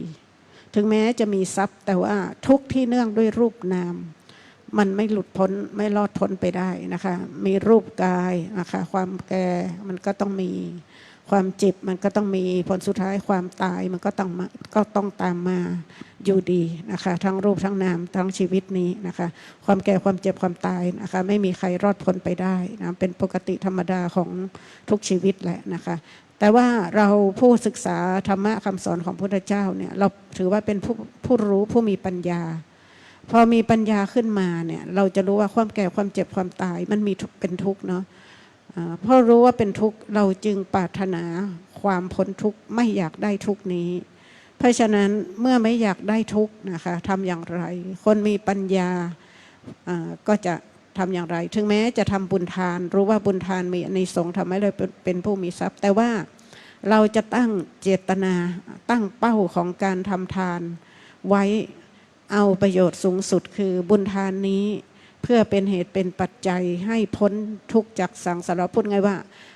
เพื่อเป็นเหตุเป็นปัจจัยให้บรรลุนิพพานคือพ้นแก่พ้นเจ็บพ้นตายนั่นเองนะครับเพราะฉะนั้นนะคะจากการทำทานโดยปกติพวกเราทั้งหลายถือว่าเป็นผู้มีปัญญาศึกษาและปฏิบัติตามโอวาทคำสอนของพระสัมมาสัมพุทธเจ้าเราจะทำบุญทานด้วยเจตนานะคะว่าเพื่อบุญทานนี้เป็นเหตุเป็นปัจจัยให้บรรลุถึงพระนิพพานคือความพ้นทุกข์จากสังสารวัฏนะคะเพราะว่าตราบใดที่ยังไม่ถึงนิพพานเราก็ยังต้องเวียนว่ายตายเกิดอยู่ดีแต่ถึงแม้จะต้องยังเวียนว่ายตายเกิดนะคะอยู่ในสังสารวัฏนี้ภพภูมิที่จะเกิดนะคะก็เป็นภพภูมิที่ดีด้วยอานิสงส์ของบุญทานนั้นเป็นต้นนะคะเพราะนั้นการทำทานของคนพุทธเราโดยเฉพาะคนพุทธปฏิบัติอย่างเราเนี่ยไม่ใช่เพียงแค่ทำไปแต่ว่าเป็นการทำที่เปลี่ยนเป้าหมายจากเป้าหมายเพื่อเพียงแค่นะคะได้มีสุขได้มีทรัพย์นะคะแต่เราจะเปลี่ยนเป้าหมายเป็นเป้าหมายสุดท้ายมุ่งไปสู่การบรรลุความพ้นทุกข์คือพระนิพพานกันนะคะเพราะฉะนั้นท่านบอกว่านี่มันเป็นความจริงเพราะเราโดยเฉพาะคนปฏิบัติธรรมเนี่ยเรารู้ว่าตราบใดที่เรามีรูปนามนะคะภาษาธรรมะเรียกว่าขันธ์ห้าเรามีรูปมีนามมีขันธ์ห้านะมันคือทุกข์ทั้งนั้นทำไมถึงเป็นเช่นนั้นนะคะเพราะว่าเหตุปัจจัยนะคะที่เนื่องด้วยรูปนามเราเนี่ยนะมันมีอยู่4หลัก4ตัวหลักๆนะคือกรรมจิตอุตุอาหารนะเหตุปัจจัย4อย่างกรรมจิตอุตุอาหารนะถ้าไม่สมดุลขึ้นมาเมื่อไหร่มันทำให้เราเป็นทุกข์กลายเป็นความแก่ความเจ็บความป่วยนะคะความไข้นะความไม่สบายกายไม่สบายใจนะคะทำให้เกิดทุกข์ขึ้นมาจริงๆรูปนามเองมันก็เป็นตัวทุกข์อยู่แล้วนะคะยิ่งมีเหตุปัจจัยต่างๆเหล่านี้มาประจวบเหมาะนะคะทำให้เกิดความไม่สมดุลมันก็ยิ่งทุกข์เข้าไปใหญ่เพราะนั้นไม่ต้องดูอะไรมากเริ่มจากนะคะ1 ใน 4ก่อนก็คืออุตุคืออากาศอากาศร้อนอบอ้าวเราก็ทุกข์เนาะนะตอนนี้เย็นหน่อยนะก็พ้นทุกข์ได้หน่อยแต่เดี๋ยวออกไปข้างนอกมันก็ทุกข์อีกนะคะเพียงแค่อากาศเนี่ยถ้ามันไม่สมดุลร้อนจัดเย็นจัดมันทุกข์ทั้งนั้นเลยนะคะเพราะว่าความไม่สมดุลมันมีเพราะนั้นพอมันไม่สมดุลน่ะมันทุกข์อย่างไรคือมันทำให้เราเกิดอาการป่วยขึ้นมาป่วยไข้หรืออาจจะตามมาค่ะจนกระทั่งเป็นระดับโรคภัยไข้เจ็บด้วยซ้ำไป ผลสุดท้ายนะคะโรคภัยไข้เจ็บยังไม่พอก็ทำให้เกิดระว่าความทุกข์ไปจนกระทั่งทำให้ตายได้นะคะเพราะนั้นอย่างไรก็แล้วแต่นะคะมันทำให้เรามีความเจ็บมีความแก่มีความตายนะคะเป็นธรรมดาเหตุปัจจัยเหล่านี้กรรมก็เหมือนกันนะคะเรามีชีวิตมาเกิดในโลกมนุษย์ด้วยกรรมดีด้วยกุศลกรรมแต่ว่าเราก็ไม่ได้ทำกรรมดีอย่างเดียวกุศลอกุศลมันมีหมดนับตั้งแต่พบก่อนชาติก่อนมาแม้กระทั่งชาตินี้ก็เหมือนกันแต่ว่าเมื่อมันมีโอกาสส่งผลนะคะกุศลถึงแม้ว่าจะทำให้เราเป็นสุขส่งผลให้เราเป็นสุขนะแต่เราก็ยังไม่พ้นความแก่ความเจ็บความตายอยู่ดียิ่งถ้าเป็นอกุศลนะคะยิ่งส่งผลให้เราเป็นทุกข์มากนะความแก่ความเจ็บความตายก็นะคะใกล้เข้ามามากนะคะไม่สามารถมีชีวิตอยู่ผาสุขได้จนถึงอายุไขก็มีนะคะอันนี้ด้วยเหตุปัจจัยอันที่สองอีกอันคือจิตคือใจของเรานี่แหละนะถ้าจิตเราเป็นสุขนะสุขใจสบายนะคะทุกอย่างมันก็เหมือนดูดีเพราะนั้นจิตเราจะเป็นสุขจริงๆแล้วนะคะถ้าเราปฏิบัติตามโอวาทคำสอนทำอย่างไรใช้จิตนี้ทำการภาวนาไปสติโดยเฉพาะสติปัฏฐานหรือวิปัสสนาภาวนาดีที่สุดการภาวนามีหลายอย่างแต่ว่าการภาวนาด้วยการเจริญสตินะคะหรือที่เราเรียกปฏิบัติสติปัฏฐานเนี่ยดีสุดเพราะว่าอานิสงส์ของสติปัฏฐาน4นะหรือวิปัสสนาเนี่ยมีอยู่7อย่างที่พระองค์แสดงไว้นะคะก็คือ1ทำให้เราพ้นทุกข์นะคะจากกิเลสเนาะที่สุดอันที่7ก็คือเป็นเหตุเป็นปัจจัยนะให้เราบรรลุพระนิพพานนะอันนี้เป็นอานิสงส์ของการใช้จิตทำการภาวนาด้วยการปฏิบัติสติปัฏฐานนะคะพ้นทุกข์บรรลุนิพพานเนี่ยนะคะบรรลุนิพพานคืออะไรพ้นจากความแก่ความเจ็บความตายแต่ว่าการบรรลุนิพพานก็บรรลุไปตามลำดับบรรลุนิพพานได้อย่างไรด้วยการทำการภาวนาเจริญสติปัฏฐาน4จนกระทั่งวิปัสสนาญาณเกิดบรรลุถึงมรรคญาณผลญาณบรรลุถึงมรรคญาณผลญาณแรกก็ถือว่าบรรลุนิพพานที่เรียกว่าสาอุปาทิเสสนิพพานมรรคผลนิพพานที่2ที่3ที่4ก็เช่นกันจนกว่านะคะบรรลุเป็นพระอรหันต์คือได้4มรรค4ผลนะคะบรรลุสาอุปาทิเสสนิพพานเมื่อพระอรหันต์ท่านปรินิพพานไปก็บรรลุนิพพานสุดท้ายไม่กลับมาเกิดอีกนะคะไม่ต้องทุกข์อีกถือว่าพ้นแก่พ้นเจ็บพ้นตายพ้นทุกข์จากสังสารวัฏได้แท้จริงคือนิพพานที่เรียกว่าอนุปาทิเสสนิพพานนะคะเพราะนั้นเป้าหมายคืออย่างนี้อีกอันคืออาหารนะคะกรรมจิตอุตุอาหารนะอันที่4คืออาหารที่มันไม่เหมาะสมอาหารที่มันไม่สมดุลนะคะมีความแปรปรวนว่าวิปริตหรือมันแสลงโลกนะคะเป็นต้นหรืออาหารเป็นพิษอย่างเป็นต้นนะคะอาหารพวกนี้มันมีส่วนมากนะคะที่จะนำความทุกข์มาให้แก่เรานะคะทำให้เราต้องแก่ต้องเจ็บผลสุดท้ายอาจจะต้องตายได้เพราะฉะนั้นตราบใดที่เรายังมีรูปนามถึงแม้เราจะเกิดมาดีมีทรัพย์เยอะแยะมากมายแต่ทุกเหล่านี้มันก็ไม่สามารถรอดพ้นได้โดยเฉพาะทุกที่เกิดจากความแก่ความเจ็บความตายต้องเผชิญกันทุกคนค่ะเพราะฉะนั้นนะคะพวกเรานะคะบอกแล้วว่าเราเป็นผู้นะคะประพฤติปฏิบัติตามโอวาทคำสอนเราจะทำกุศลใดๆจะบุญทานก็ดีบุญศีลก็ดีภาวนาใดๆก็ตามเราจะไม่ทำเพียงแค่เอาอานิสงส์ธรรมดาแต่เราจะเอาอานิสงส์สูงสุดคือการพ้นทุกข์นะคะจากสังสารวัฏพ้นแก่พ้นเจ็บพ้นตายคือบรรลุเพื่อการบรรลุนิพพานนั่นเองဒါနကုသိုလ်တဲ့သီလကုသိုလ်ကပို့ပြီးမြင့်မြတ်လာတာဖြစ်ပါတယ်ယဟန်တော်ပဲဖြစ်ဖြစ်ရှင်သာမဏေပဲဖြစ်ဖြစ်လူတကာတော်မှများမှာပဲဖြစ်ဖြစ်သီလတရားပြည့်စုံရင်လူချမ်းသာနတ်ချမ်းသာရကြမယ်ဆိုတာဒါသိကြတယ်အထူးအဖြင့်သီလပြည့်စုံမှနေသီလပြည့်စုံခြင်းအပြင်ကျမ်းမာရေးလည်းအထူးကောင်းမွန်တယ်လို့မဉ္ဇဉ်ဘုံညာနိဗ္ဗာန်ချမ်းသာကိုရဖို့ရလဲသီလတရားလိုအပ်တာဖြစ်ပါတယ်ဒီတော့သီလတရားလောက်နဲ့လဲဖွင့်တို့လုံလောက်ပြီလို့မဆိုနိုင်သေးဘူးဆိုတာဒါသေချာလာတာဖြစ်ပါတယ်ဒီသီလတရားပြည့်စုံတဲ့ပုဂ္ဂိုလ်များမှာလဲဥခြင်းနာခြင်းသိခြင်းမကင်းသေးဘူးဆိုတာမိမိတို့ပတ်ဝန်းကျင်မှာသီလစင်ကြယ်တဲ့ပုဂ္ဂိုလ်များရဟန်းရှင်လူများစွာသောပုဂ္ဂိုလ်များရှိနေတယ်ဆိုတာဒါကိုနှလုံးသွင်းဖို့လိုပါတယ်ဒီတော့သီလစောင့်တည်ခြင်းသုံးတဲ့အခါမှာလဲဝိဝဒနေတိတအနေအဖြင့် တို့များဝတ်တဲ့လဲဖို့ဒီသီလစောင့်တည်ကျင့်သုံးတာမဟုတ်ပဲဆိုရင်ဘူးဆွေးမှုငိုကြွေးမိတမ်းမှုစိတ်ဆင်းရဲမှုကိုယ်ဆင်းရဲမှုနှလုံးမသားရမှုမဖြစ်ရအောင်မဲ့ချမ်းသာဖို့ချမ်းသာနိဗ္ဗာန်ချမ်းသာကိုရအောင်လို့အိုဘေးနာဘေးသေဘေးကလွတ်မြောက်ရအောင်နှလုံးသွင်းပြီးသီလစောင့်တည်ကျင့်သုံးတဲ့အခါမှာလဲဒီလိုစိတ်ထားဖြင့်စောင့်တည်ကျင့်သုံးဖို့လိုအပ်တာဖြစ်ပါတယ်อันดับแรกสรุปก็คือว่าเราจะทำบุญใดกุศลใดก็แล้วแต่นะคะเพื่อบุญนั้นกุศลนั้นจะได้เป็นเครื่องนะคะอนุเคราะห์เพื่อความเป็นอยู่ผาสุขพ้นจากทุกข์ของเรา ถึงแม้เราจะทำบุญทานแต่ขอให้ตั้งจิตตั้งเจตนาว่าบุญทานขอบุญทานนี้เพื่อเป็นเหตุเป็นปัจจัยให้เราพ้นแก่เจ็บตายพ้นจากทุกข์ในสังสารวัฏคือเพื่อการบรรลุนิพพานด้วยเถิดต่อไปนะคะบุญที่มีอานิสงส์มากขึ้นมากว่าบุญทานคือบุญจากการรักษาศีลนะศีลของตนนะคะท่านบอกว่าศีลของพระมีนะคะศีลของพวกเราทั้งหลายนะญาติโยมคารวะทั้งหลายนะคะก็มีนะคะศีลของตนรักษาให้ดีอานิสงส์ของศีลน่ะยิ่งใหญ่นะคะมีอานุภาพมากกว่าบุญทานด้วยซ้ำไปเพราะว่านะคะศีลดีศีลบริสุทธิ์ศีลกุศลนี้จะส่งผลให้เราได้มีชีวิตอย่างผาสุก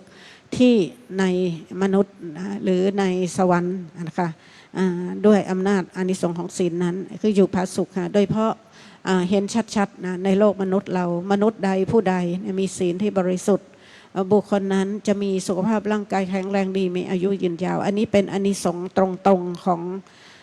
ศีลที่เรารักษาเป็นอย่างดีนะคะแต่ก็บอกว่านะคะอานิสงส์เพียงแค่นี้มันยังไม่พอค่ะ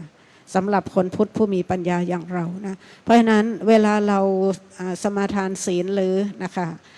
ตั้งเจตนารักษาศีลเมื่อใดอย่าเอานะคะเพียงแค่ประโยชน์เพื่อให้เราอยู่ดีมีสุขนะคะในมนุษย์ในสวรรค์เท่านั้นนะคะอันว่าให้เราตั้งเจตนาไว้ว่าขออานิสงส์ของบุญศีลที่ข้าพเจ้าได้นะคะรักษาเป็นอย่างนี้จงเป็นเหตุเป็นปัจจัยเพื่อการบรรลุมรรคผลนิพพานบรรลุมรรคผลนิพพานคืออะไรคือการพ้นทุกข์จากสังสารวัฏนั่นเองตราบใดที่ยังต้องเวียนว่ายแต่เกิดนะถึงแม้จะเกิดในภพภูมิที่ดีแต่มันยังไม่พ้นทุกข์ค่ะมันยังต้องมีแก่มีเจ็บมีตายมีความทุกข์นะคะที่เนื่องด้วยรูปนามที่ได้มานะคะนานับประการเพราะฉะนั้นจะพ้นทุกข์ได้จริงก็ต่อเมื่อบรรลุนิพพานนะคะคือไม่ต้องมีแก่มีเจ็บมีตายอีกเพราะนั้นบุญศีลนะคะรักษาให้ดีรักษาศีลทุกครั้งก็ตั้งเจตนาตั้งเป้าหมายไว้ว่าเพื่ออานิสงส์ของบุญศีลนี้จะเป็นเหตุเป็นปัจจัยให้ข้าพเจ้าบรรลุนิพพานด้วยเถิดให้ตั้งเจตนาไว้อย่างนี้นะคะเพราะนั้นบุญศีลก็จะเป็นที่พึ่งที่อาศัยเครื่องอนุเคราะห์ให้เราอยู่ผาสุกตลอดไปဒါနကုသိုလ်သီလကုသိုလ်တဲ့သမထဘာဝနာကုသိုလ်ကပိုပြီး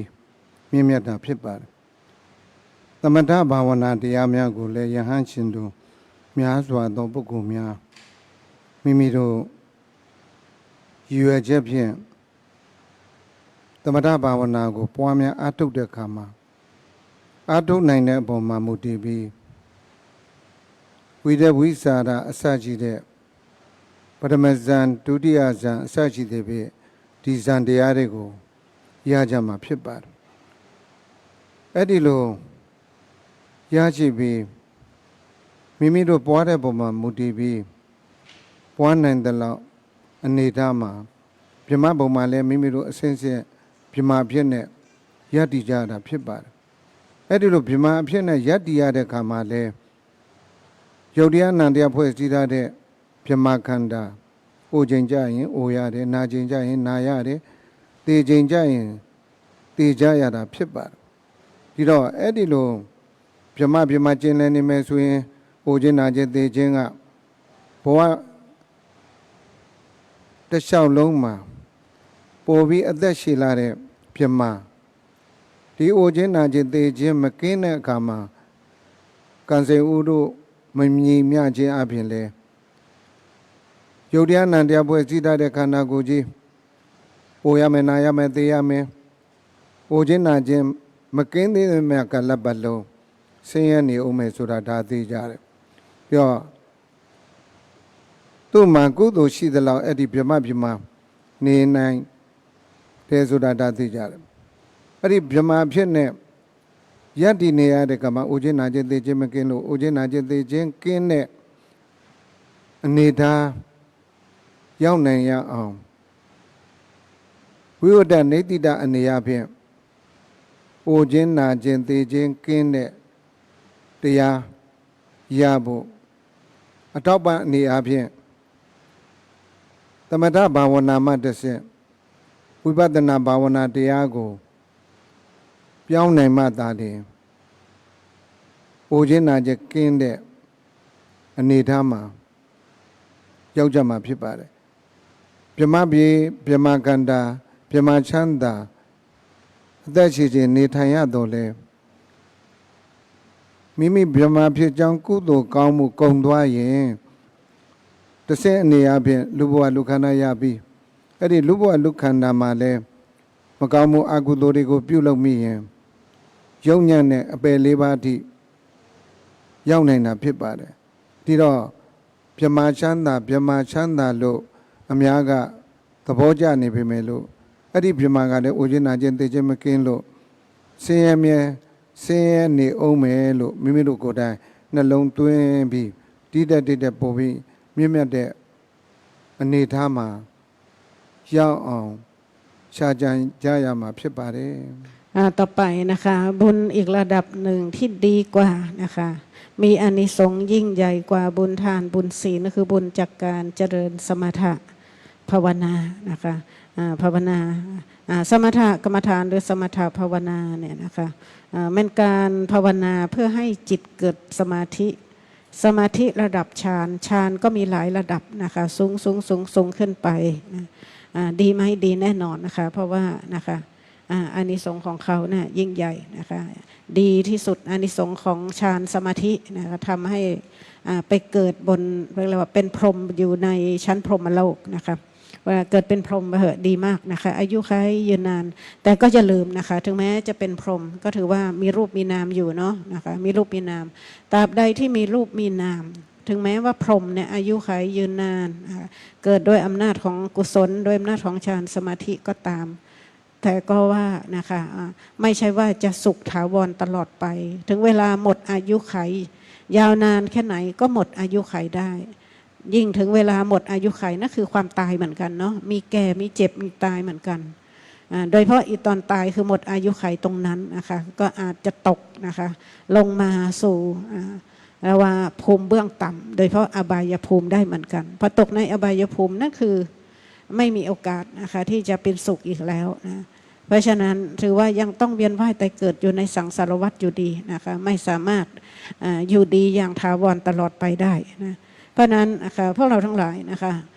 เรารู้เราเข้าใจนะคะการเจริญสมถะมีประโยชน์แน่นอนแต่ว่าผู้มีปัญญานะคะจะไม่เอาอานิสงส์เพียงแค่การได้ฌานได้สมาธิเพื่อการได้ไปเกิดอยู่ในชั้นพรหมโลกเท่านั้นแต่ผู้มีปัญญานะคะจะทำสมถะอาศัยสมาธิสมถะที่ได้จากการเจริญภาวนานั้นเข้ามาสู่เส้นทางมรรคผลนิพพานถึงแม้ว่าจะทำการภาวนาแบบสมถะก็ขอให้ตั้งเจตนานะหรือตั้งเป้าหมายไว้ว่าเพื่อการภาวนานี้จะได้เป็นเหตุเป็นปัจจัยให้บรรลุนิพพานแล้วก็นะทำเพื่อให้เดินหน้าไปสู่นิพพานทำอย่างไรก็คือเปลี่ยนจากสมถะมาเป็นวิปัสสนากรรมฐานนะคะอาศัยฌานสมาธิที่ได้นะคะมาเจริญสตินั่นเองนะคะอยู่กับรูปนามปัจจุบันเปลี่ยนมาเป็นวิปัสสนาเพราะนั้นอานิสงส์ของวิปัสสนาก็จะทำให้วิปัสสนาญาณเกิดขึ้นนะคะไปตามลำดับจนกระทั่งบรรลุถึงมรรคญาณผลญาณนะคะอันนี้นะคะพอเราบรรลุถึงมรรคญาณผลญาณเนี่ยนะคะสามารถพ้นแก่พ้นเจ็บพ้นตายได้จริงไปตามลำดับนะเพราะฉะนั้นนะคะทานศีลภาวนาโดยเฉพาะสมถะวิปัสสนาเนี่ยมีเป็นสิ่งที่ดีที่พึงทำอยู่แล้วนะคะแต่ว่าทำให้เป็นทำให้ถูกต้องโดยเฉพาะเป้าหมายนะเป้าหมายของเราต้องแน่นอนจะทำบุญใดนะคะก็เอาเป้าหมายสุดท้ายก็คือเพื่อการพ้นทุกข์จากสังสารวัฏพ้นแก่พ้นเจ็บพ้นตายคือการบรรลุนิพพานเป็นเป้าหมายเข้าไว้นะคะดานากุโตติลากุโตตมถะกุโตတဲ့ဝိပဿနာကုသိုလ်ကအကောင်းဆုံး မိမိတို့ဘဝမှာအချမ်းသာဆုံးဖြစ်နေသည်ကိုအထူးသတိပြုရမှာဖြစ်ပါတယ်ဝိပဿနာကုသိုလ်ကြောင့်လူချမ်းသာလည်းရနိုင်တယ်နတ်ချမ်းသာလည်းရနိုင်တယ်တပန်နေရပြီပြမချမ်းသာလည်းရနိုင်ဝိပဿနာကုသိုလ်ကြောင့်အိုခြင်းနာခြင်းသိခြင်းကတော့မကင်းသေးဘူးခုနကပြောခဲ့တဲ့ဒါနကုသိုလ်သီလကုသိုလ်သမထဝိပဿနာသမထကုသိုလ်တဲ့တော့ဝိပဿနာကုသိုလ်ကတော့အကောင်းဆုံးဖြစ်နေတာဖြစ်ပါဒီကနေ့တရားတော်ကိုနာယူမှတ်သားနေကြတဲ့အာလုံးသောယဟန်ရှင်တို့များစွာသောပုဂ္ဂိုလ်တို့ရဲ့တဏ္ဍာမှာဒါနကုသိုလ်ရှိတယ်ဆိုတာလည်းသိကြတယ်သီလကုသိုလ်ရှိနေတယ်ဆိုတာလည်းသိကြတယ်သမထကုသိုလ်တွေရှိနေတယ်ဆိုတာလည်းသိကြတယ်ဝိပဿနာကုသိုလ်တွေရှိနေတယ်ဆိုတာလည်းဒါသိကြအဲ့ဒီဝိပဿနာကုသိုလ်အနေထားအပြင်မိမိတို့ဘဝတစ်ပါးပြောင်းသွားမယ်ဆိုရင်လည်းငရဲတိဇံပိတသူတကယ်၄ပုံကလွတ်မြောက်ဖို့ရာအကောင်းဆုံးအာမခံချက်ပေးနိုင်တဲ့အနေအထားမှာရှိတယ်။ဒါပေမဲ့လို့ဝိပဿနာကုသိုလ်ရှိုံနဲ့ဟိုခြင်းနာခြင်းသိခြင်းသုံးပါးကမလွတ်မြောက်နိုင်သေးဘူး။အဲ့ဒီဝိပဿနာကုသိုလ်တဲ့ဝိပဿနာကုသိုလ်ရဲ့နောက်မှာအနိစ္စဒုက္ခအနတ္တလက္ခဏာရဲ့သုံးပါးကိုမြင်နိုင်တဲ့ဝိပဿနာဉာဏ်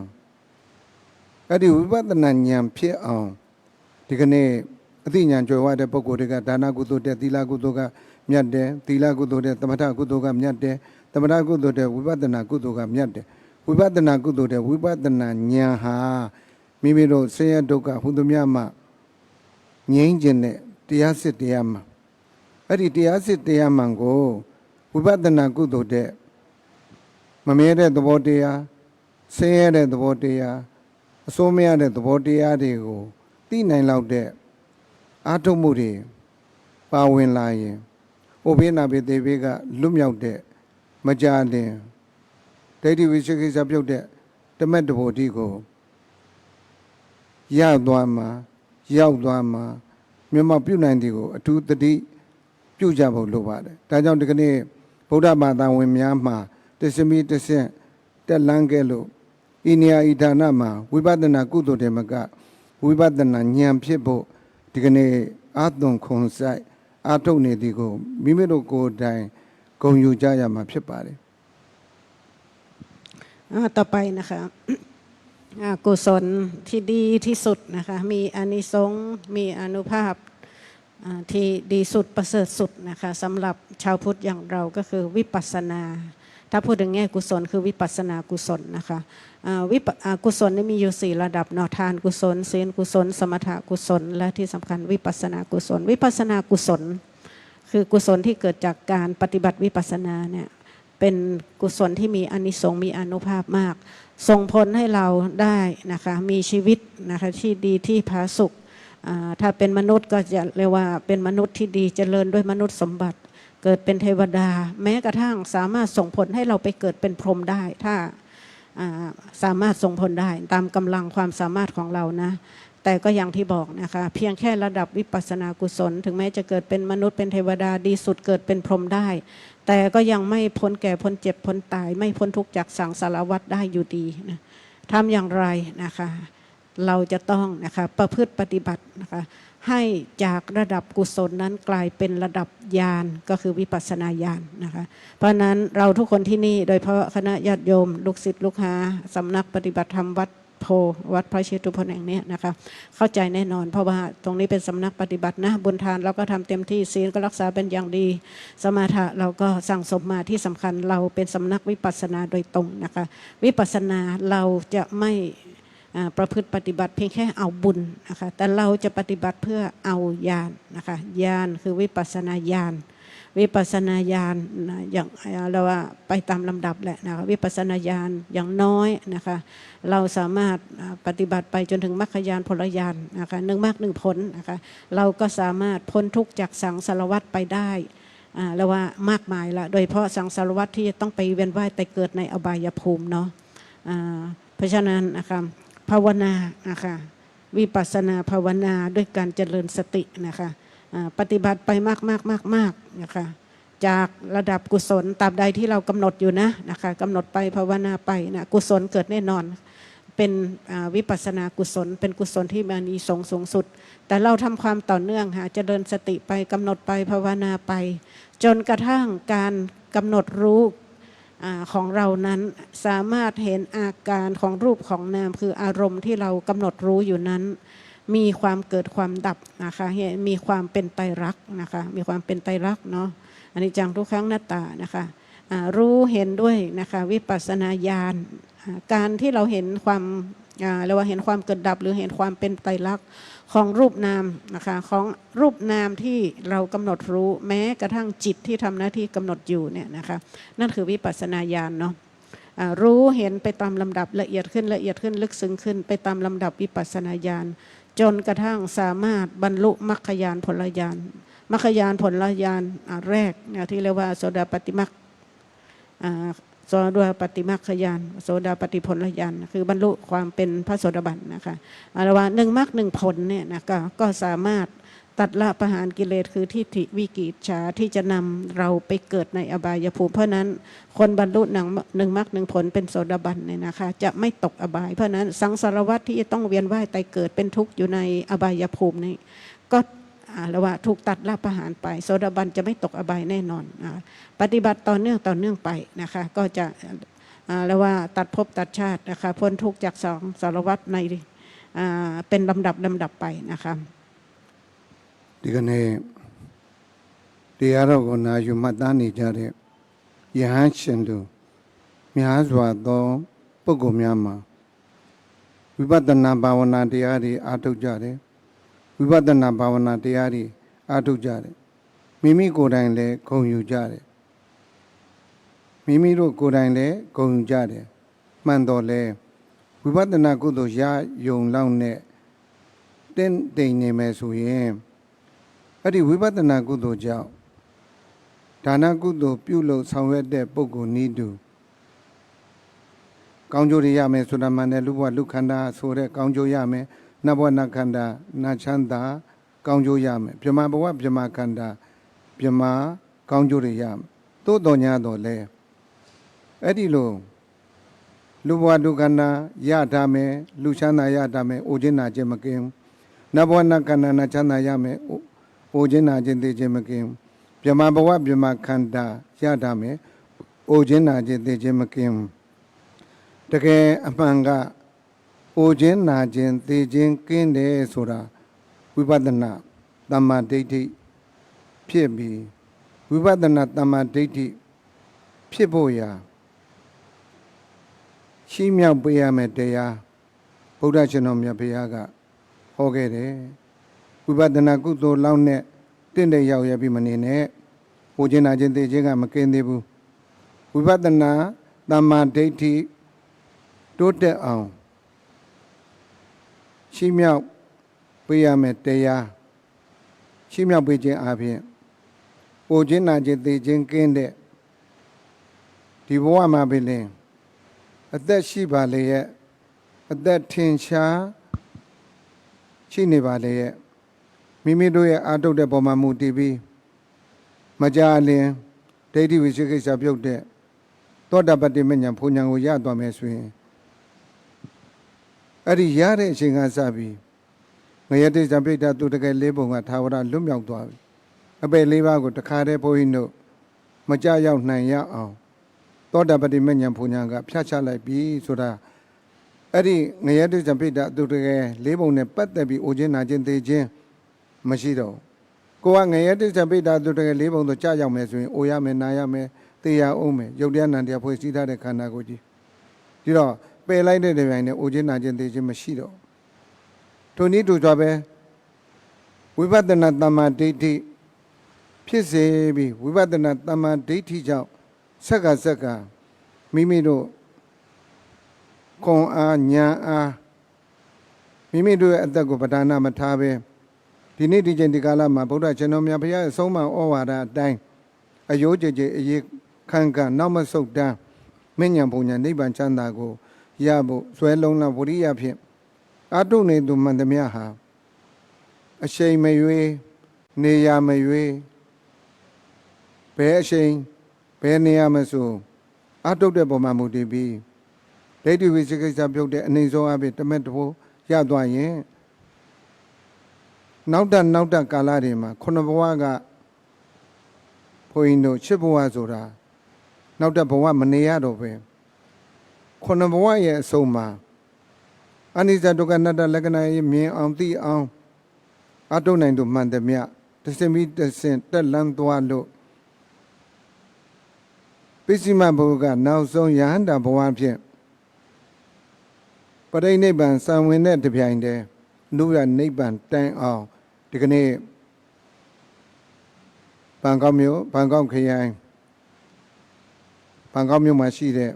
ဝတ်ဖို့ကျောင်းတိုက်အတွင်းမှာတရားကျင့်ကြံပေါ်များအထုနေကြတဲ့ရဟန်းရှင်လူများစွာသောပုဂ္ဂိုလ်များမှာဒီလိုအထုတဲ့ပုံမှာမူတည်ပြီးဒီဘဝမှာပင်လင်မိမိတို့အထုတဲ့ကံမှာမိမိတို့ရဲ့စိတ်ကိုနိုင်မှလျင်အမျိုးသားပဲဖြစ်ဖြစ်အမျိုးသမီးပဲဖြစ်ဖြစ်ယဟန်ပဲဖြစ်ဖြစ်သီလရှင်ပဲဖြစ်ဖြစ်ရှင်သာမဏေပဲဖြစ်ဖြစ်ဘယ်လိုပုဂ္ဂိုလ်ပဲဖြစ်ဖြစ်ကိုယ်စိတ်ကိုအရှုခံအာယုံမှာဖြစ်ပေါ်လာတိုင်းရှုသည့်စိတ်ကလေးကနိုင်နင်းအထုတ်နိုင်ပါလေနိုင်နင်းအထုတ်နိုင်တဲ့အခါမှာမကြအလင်ဖြစ်မှုပြတ်မှုပေါ်မှုပြောက်မှုအစရှိတဲ့ဖြင့်မိမိတို့ရဲ့အထုတ်တဲ့ပုံမှာမူတည်ပြီးတွေ့ကြရမယ်ဆိုတာဒါသိကြတယ်အဲ့ဒီလိုတစင်ပြီးတစင်တက်လန်းသွားလိုက်တာမကြလင်ပဲဒိဋ္ဌိဝိသိကိစ္စပြုတ်တဲ့သောတာပတ္တိမဉ္ဇဉ်ဘုံဉာဏ်တိကိုအထုတ်သူမှန်သမျှဟာအထုတ်တဲ့ပုံမှာမူတည်ပြီးမရောက်ဘူးမရဘူးမျက်မှောက်မပြုတ်နိုင်ဘူးဆိုတာမရှိဘူးဆိုတာမိမိတို့ကိုယ်တိုင်သိထားပါလေမိမိတို့ကိုယ်တိုင်ဆက်လက်ပြီးစ조사ပွားများအထုတ်ခြင်းအပြင်ရနိုင်ကြောင်းကိုရှေးဥစွာသိထားကြရမှာဖြစ်ပါတယ်ท่านว่าเราทุกท่านนะคะโดยเฉพาะนะคณะลูกศิษย์ลูกหาศรัทธาญาติโยมของวัดโพนะคะเป็นนักวิปัสสนานะคะนักวิปัสสนาท่านบอกว่าให้เราภูมิใจแล้วก็ยินดีในการที่เราเป็นผู้วิปัสสนาถือว่าภาษาทางธรรมยังหาไม่เจอทางโลกนะคะก็เรียกว่ามันเป็นเกียรติเป็นคุณนะคะเป็นเกียรติคุณนะคะสำหรับความเป็นผู้เจริญวิปัสสนาภาวนาเพราะอะไรหรือบอกแล้ววิปัสสนาเนี่ยมันเป็นธรรมะที่พระสัมมาสัมพุทธเจ้าได้ตรัสรู้แล้วก็บอกต่อสอนต่อจุดประสงค์หรือว่าพุทธประสงค์ของพระองค์ก็เพื่อให้เรานะคะเดินตามเส้นทางนี้เส้นทางวิปัสสนาเพื่ออะไรเพื่อการบรรลุมรรคผลนิพพานเพื่อการพ้นทุกข์จากสังสารวัฏนะคะเพราะฉะนั้นเราเดินในเส้นทางนี้เราควรจะยินดีเราควรจะภูมิใจว่าแนวทางเส้นทางการประพฤติปฏิบัติของเรามันถูกต้องแล้วนะเป็นเส้นทางที่จะทำให้เราพ้นทุกข์ได้จริงนะเพราะนั้นท่านบอกว่าเราปฏิบัติวิปัสสนาแต่ก็อย่านะคะยินดีพอใจอยู่เพียงแค่ว่าได้ปฏิบัติวิปัสสนาอย่ายินดีพอใจเพียงแค่ว่านะคะเราได้ทำบุญทำกุศลพูดง่ายอย่าพอใจเพียงแค่ระดับวิปัสสนากุศลนะที่พระองค์ต้องการนะคะและที่เราพึงจะไปให้ถึงคือวิปัสสนาญาณโดยเฉพาะวิปัสสนาญาณสุดท้ายที่เรียกว่ามรรคญาณผลญาณนะอันนั้นแหละสำคัญที่สุดนะคะท่านว่านะคะเพราะอะไรเพราะว่าถ้าเราเพียงแค่ปฏิบัติเอาเพียงแค่เอาบุญเอากุศลว่าวิปัสสนากุศลเกิดนะมันได้แค่ระดับบุญระดับกุศลอย่างดีมันก็ส่งผลให้เราไปเกิดในเรียกว่าในสุคติภูมิเกิดเป็นมนุษย์เป็นเทวดาเป็นพรหมเท่านั้นมันยังไม่สามารถทำให้เราพ้นแก่พ้นเจ็บพ้นตายพ้นจากสังสารวัฏได้จริงมันจะพ้นได้ก็ต่อเมื่อเราปฏิบัติวิปัสสนาจนกระทั่งเรียกว่าวิปัสสนาสัมมาทิฏฐิก็คือวิปัสสนาญาณนั่นแหละนะคะโดยเฉพาะมรรคญาณผลญาณนะคะเกิดขึ้นเท่านั้นจึงจะทำให้เราพ้นทุกข์ได้จริงเพราะฉะนั้นการประพฤติปฏิบัตินะคะ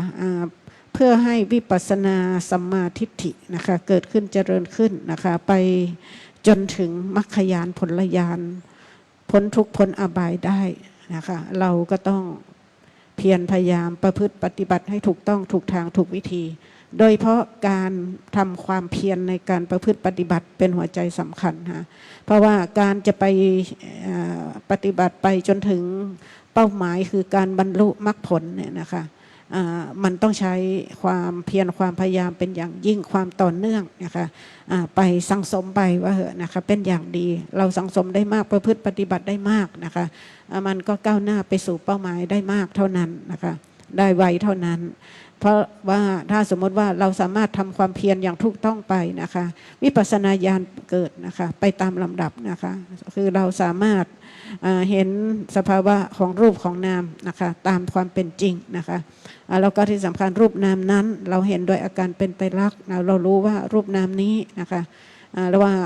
มันไม่เที่ยงเป็นทุกข์อนัตตามันมีความเกิดดับเป็นปกติธรรมดานะคะของเขาอยู่แล้ววิปัสสนาญาณรู้ละเอียดขึ้นไปตามลำดับไปจนถึงมรรคญาณผลญาณมรรคญาณผลญาณแรกนะคะที่เรียกว่าโสดาปัตติมรรคญาณนะคะเกิดขึ้นมาเมื่อไหร่ก็จะตัดละประหารกิเลสอันเป็นเหตุแห่งทุกข์นะให้เบาบางลงและสามารถตัดละประหารกิเลสคือทิฏฐิวิกิจฉาที่จะนำเราไปเกิดในอบายภูมินะเพราะนั้นสังสารวัฏเราสั้นลงนะที่แน่นอนก็คือว่า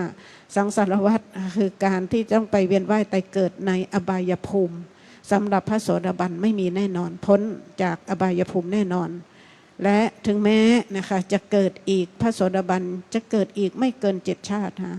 ไม่มีชาติที่8ไม่เกิน7ชาตินะคะก็จะสามารถบรรลุอีก3มรรคผลที่เหลือคือบรรลุเป็นอรหันต์ไม่เกิน7ชาติอาจจะชาตินี้ก็ได้นะคะและขึ้นอยู่กับความเพียรความพยายามของแต่ละท่านแต่ละบุคคลว่าจะสามารถปฏิบัติให้สู่มรรคสู่ผลนะคะที่เหลืออีก3จนครบถ้วนเมื่อใดบางท่านอาจจะมีบุญมีบารมีมีความเพียรนะคะไปจนกระทั่งบรรลุนะคะ4มรรค4ผลเป็นอรหันต์ในชาตินี้ก็ได้บางท่านอาจจะชาติหน้าบางท่านอีก2ชาติ3ชาติ4ชาติ5ชาติ6ชาติแต่ยังไงก็ไม่เกิน7ชาติค่ะภายในชาติสุดท้ายนะคะก็จะสามารถบรรลุมรรคผลที่เหลือคือเป็นพระอรหันต์4มรรค4ผลเป็นอรหันต์และเมื่อนะคะพระอรหันต์นั้นดับขันธ์คือปรินิพพานไปก็พ้นทุกข์จากสังสารวัฏถาวรตลอดไปไม่นะคะมีรูปไม่มีนามไม่มีภพไม่มีชาติไม่ต้องกลับมาเกิดให้นะคะเรียกว่าเป็นทุกข์อีกตลอดไปอันนี้คือเป้าหมายนะคะสำหรับคนพุทธเราเพื่อความเป็นอยู่ผาสุขความพ้นทุกข์จากสังสารวัฏนะဒီကနေ့အိုခြင်းနာခြင်းသိခြင်းကင်းဖို့ရာဘုရားဘိုးကျောင်းတိုင်းအတွင်းမှာဝိပဿနာဘာဝနာတရားကိုအားထုတ်နေကြတဲ့ယဟန်ရှင်တို့များစွာသောပုဂ္ဂိုလ်များမှာဘုရားရှင်တော်မြတ်ဘုရားဟောကြားတော်မူအပ်သောချီးမြှောက်ပေးမှတရားရဒီဒေသနာတော်ကိုဟောတဲ့အခါမှာဘုရားရှင်တော်မြတ်ဘုရားကမိမိတို့ရဲ့တဏ္ဍာမှာဝိပဿနာတမ္မာဒိဋ္ဌိပြည့်ပြီးလင်းလင်းမြန်မြန်အိုခြင်းနာခြင်းသိခြင်းကကင်းအောင်ပြည့်စုံရမယ်ချီးမြှောက်ပေးရမယ်တရား၅ပါးသီလနုက္ခိတာသီလတရားတွေပြည့်စုံရမယ်တုဒ္ဒနုက္ခိတာဘဝတုဒ္ဒတရားတွေပြည့်စုံရမယ်တာကိစ္ဆာနုက္ခိတာတရားဆွေးနွေးမှုတွေရှိရမယ်သမထနုက္ခိတာသမထတရားတွေနဲ့ပြည့်စုံရမယ်ဝိပဿနာနုက္ခိတာဝိပဿနာအထုတ်မှုတရားတွေနဲ့ပြည့်စုံရမယ်ဒီတော့ဒီကနေ့ပြန်လည်ပြီးစစ်စစ်ကြည့်တဲ့အခါမှာယဟန်ရှင်တို့များစွာသောပုဂ္ဂိုလ်တို့ရဲ့တဏ္ဍာမှာလူတို့ရဲ့ကျင့်ဝတ်သီလလို့ခေါ်ဆိုရတဲ့9ပါး10ပါး9ပါး10ပါးအဲ့ဒီလေးမျိုးတွေကတစ်မျိုးမျိုးသီလတွေပြည့်စုံနေတယ်ဆိုတာဒါသိကြအဲ့ဒီလိုသီလတရားတွေပြည့်စုံရယဟန်တော်များမှာဆိုရင်129ခုနှစ်သိက္ခာပုဂ္ဂတိ9000ကျော်သောသိက္ခာပုဒ်ဒါတွေကိုပြည့်စုံရပါတယ်ရှင်သာမဏေများမှာဆိုရင်10ပါးသီလသုတ္တတခဏကဝေ14ပါးလိင်10ပါးဒံ10ပါးသင်္ကိယ85ပါးကျင့်ဝတ်တွေကိုပြည့်စုံရပါတယ်အဲ့ဒီလိုဒီကျင့်ဝတ်တွေနဲ့ပြည့်စုံရင်သီလနုက္ခိတာသီလတရားနဲ့ချီးမြှောက်ပေးရရောက်တယ် သုဒ္ဓါနုဂဟိတာတဲ့တရားနာရမယ်တရားနာရမယ်တရားနာမှုရှိရမယ်တရားနဲ့ပတ်သက်ပြီးဘုသုဒ္ဓတွေရှိရမယ်ဒါတွေလည်းဒီကနေ့ဒီဝါဘိုးเจ้าမှာတရားကျင့်ကြံပေါ်များအထုနေကြတဲ့ရဟန်းရှင်လူများစွာသောပုဂ္ဂိုလ်တို့ရဲ့တဏ္ဍာမှာတရားနာမှုဘုသုဒ္ဓတွေလည်းအပြည့်အဝရှိနေတယ်ဆိုတာဒါသိကြတယ်တာကိစ္ဆာနုဂဟိတာမိမိရဲ့တဏ္ဍာမှာဖြစ်ပေါ်လာတဲ့တရားတွေတယောက်နဲ့တယောက်တဦးနဲ့တဦးတစ်ပါးနဲ့တစ်ပါးဆွေးနွေးတိုင်ပင်ခြင်းဆိုတဲ့တာကိစ္ဆာနုဂဟိတာအနေထားအဖြစ်လဲမသိတာမေးသူကလည်းမသိတာမေးကိုကလည်းမသိတာမေးဖြေကြမေးကြတရားတွေဆွေးနွေးကြဒါလည်းပြည့်စုံနေတယ်ဆိုတာပြောဖို့ရမရှိဘူးသမထနုဂဟိတာဘုရားကုံတော်တရားကုံတော်သံဃာကုံတော်သမထကမ္မဋ္ဌာန်း40တဲ့ကမိမိတို့ကြိုက်နှစ်သက်ရာတဘာဘာကိုပွားနေတယ်ဆိုတာဒါတိကြအထူးအဖြစ်ဗြဟ္မဝိဟာရတရား၄ပါးတွေကဘုန်းကြီးတို့မေတ္တာဆိုတဲ့တရားအလုံးတ attva တွေဆင်းရဲကင်းပါစေအနေအချင်းဒီလောက်လေးစိတ်ကလေးထားနိုင်ပြီဆိုရင်မေတ္တာဘာဝနာပွားများပေးခြင်းကိစ္စအနေအချင်းပြီးစီးနိုင်သည်ကိုလည်းအတူနှလုံးသွင်းရမှာဖြစ်ပါဒါလည်းဘုန်းကြီးတို့ဘေဒအလုံးတ attva တွေချမ်းသာပါစေချမ်းသာပါစေတရားထိုင်ပြီးတိုင်းဘုန်းကြီးတို့ဘေဒမေတ္တာပို့သလိုမေတ္တာဘာဝနာအနေအချင်းလည်း10မိနစ်2မိနစ်3မိနစ်အစကြည့်တဲ့ပွားများတဲ့အခါမှာသမထနုဂိတဒီရှိမြောက်မှုနဲ့လည်းပြည့်စုံနေတယ်အထူးအဖြင့်ဒီကနေ့ကာယဝေဒနာစိတ်ဓာတ်လို့ခေါ်ဆိုရတဲ့ဝိပဿနာဘာဝနာတရားကိုအားထုတ်နေတဲ့ပုဂ္ဂိုလ်တိုင်းဝိပဿနာနုဂိတဝိပဿနာအားထုတ်မှုဖြင့်ဘုန်းကြီးတို့ပေဒပါဝင်လာတဲ့အခါမှာဝိပဿနာကုသိုလ်ရအောင်တယ်မကမကြအလင်းရှုမှတ်ပေါ်များအထုတ်တဲ့အခါမှာရှုစရာရှုကံအာယုံပေါ်မှာရှုသိတဲ့စိတ်ကလေးတပါးတဲ့ကပ်ပါပြီးမပြတ်မလတ်ရှုမှတ်ပေါ်များအထုတ်နေတဲ့အခါမှာအထုတ်နေတဲ့အရှုကံအာယုံကိုရှုသိတဲ့စိတ်ကလေးကိုမကြအလင်းပေါ်ပြီးပြောက်သွားတာကိုပဲဖြစ်ပြီးပြတ်သွားတယ်မမြဲတဲ့အနိစ္စသဘောတရားကိုလည်းသိတယ်မမြဲခြင်းကြောင့်ဆင်းရဲတဲ့ဒုက္ခတရားကိုလည်းသိတယ်မိမိဖြစ်ခြင်းတယ်လို့မဖြစ်ပဲသူ့အရှိတဘာဝအတိုင်းဖြစ်နေတဲ့အနတ္တသဘောကိုလည်းသိတယ်ဒီလိုသိပါရင်တပြေးချင်းသိခြင်းအပြင်မိမိတို့ရဲ့တဏ္ဍာမှာအတိုင်းတာတစ်ခုအနေအပြင်ဉာဏ်နေဖြစ်လာပြီဆိုတာဒါသိကြတယ်ဒီလို၅မျိုးဖြင့်ချိမြောက်ပေးပါလေချိမြောက်နိုင်သူမှန်သမျှဟာဘုန်းကြီးတို့သီလလည်းပြည့်စုံတယ်သုဒ္ဓတရားလည်းပြည့်စုံတယ်တရားဆွေးနွေးမှုလည်းပြည့်စုံတယ်သမထဘာဝနာလည်းပါတယ်ဝိပဿနာဘာဝနာလည်းပါတယ်အဲ့တော့ဝိပဿနာအထုတ်တဲ့ကာမှာလည်းအနိစ္စဒုက္ခအနတ္တလက္ခဏာ၃ပါးကိုသိတဲ့ကုသိုလ်တွေမကဉာဏ်မှာပါဝင်သွားတဲ့ကာမှာမကြနဲ့ဒီတရားတွေပြည့်စုံခြင်းအပြင်ပြည့်စုံရင်ပြည့်စုံနိုင်တယ်လို့ဘယ်ပုဂ္ဂိုလ်မဆို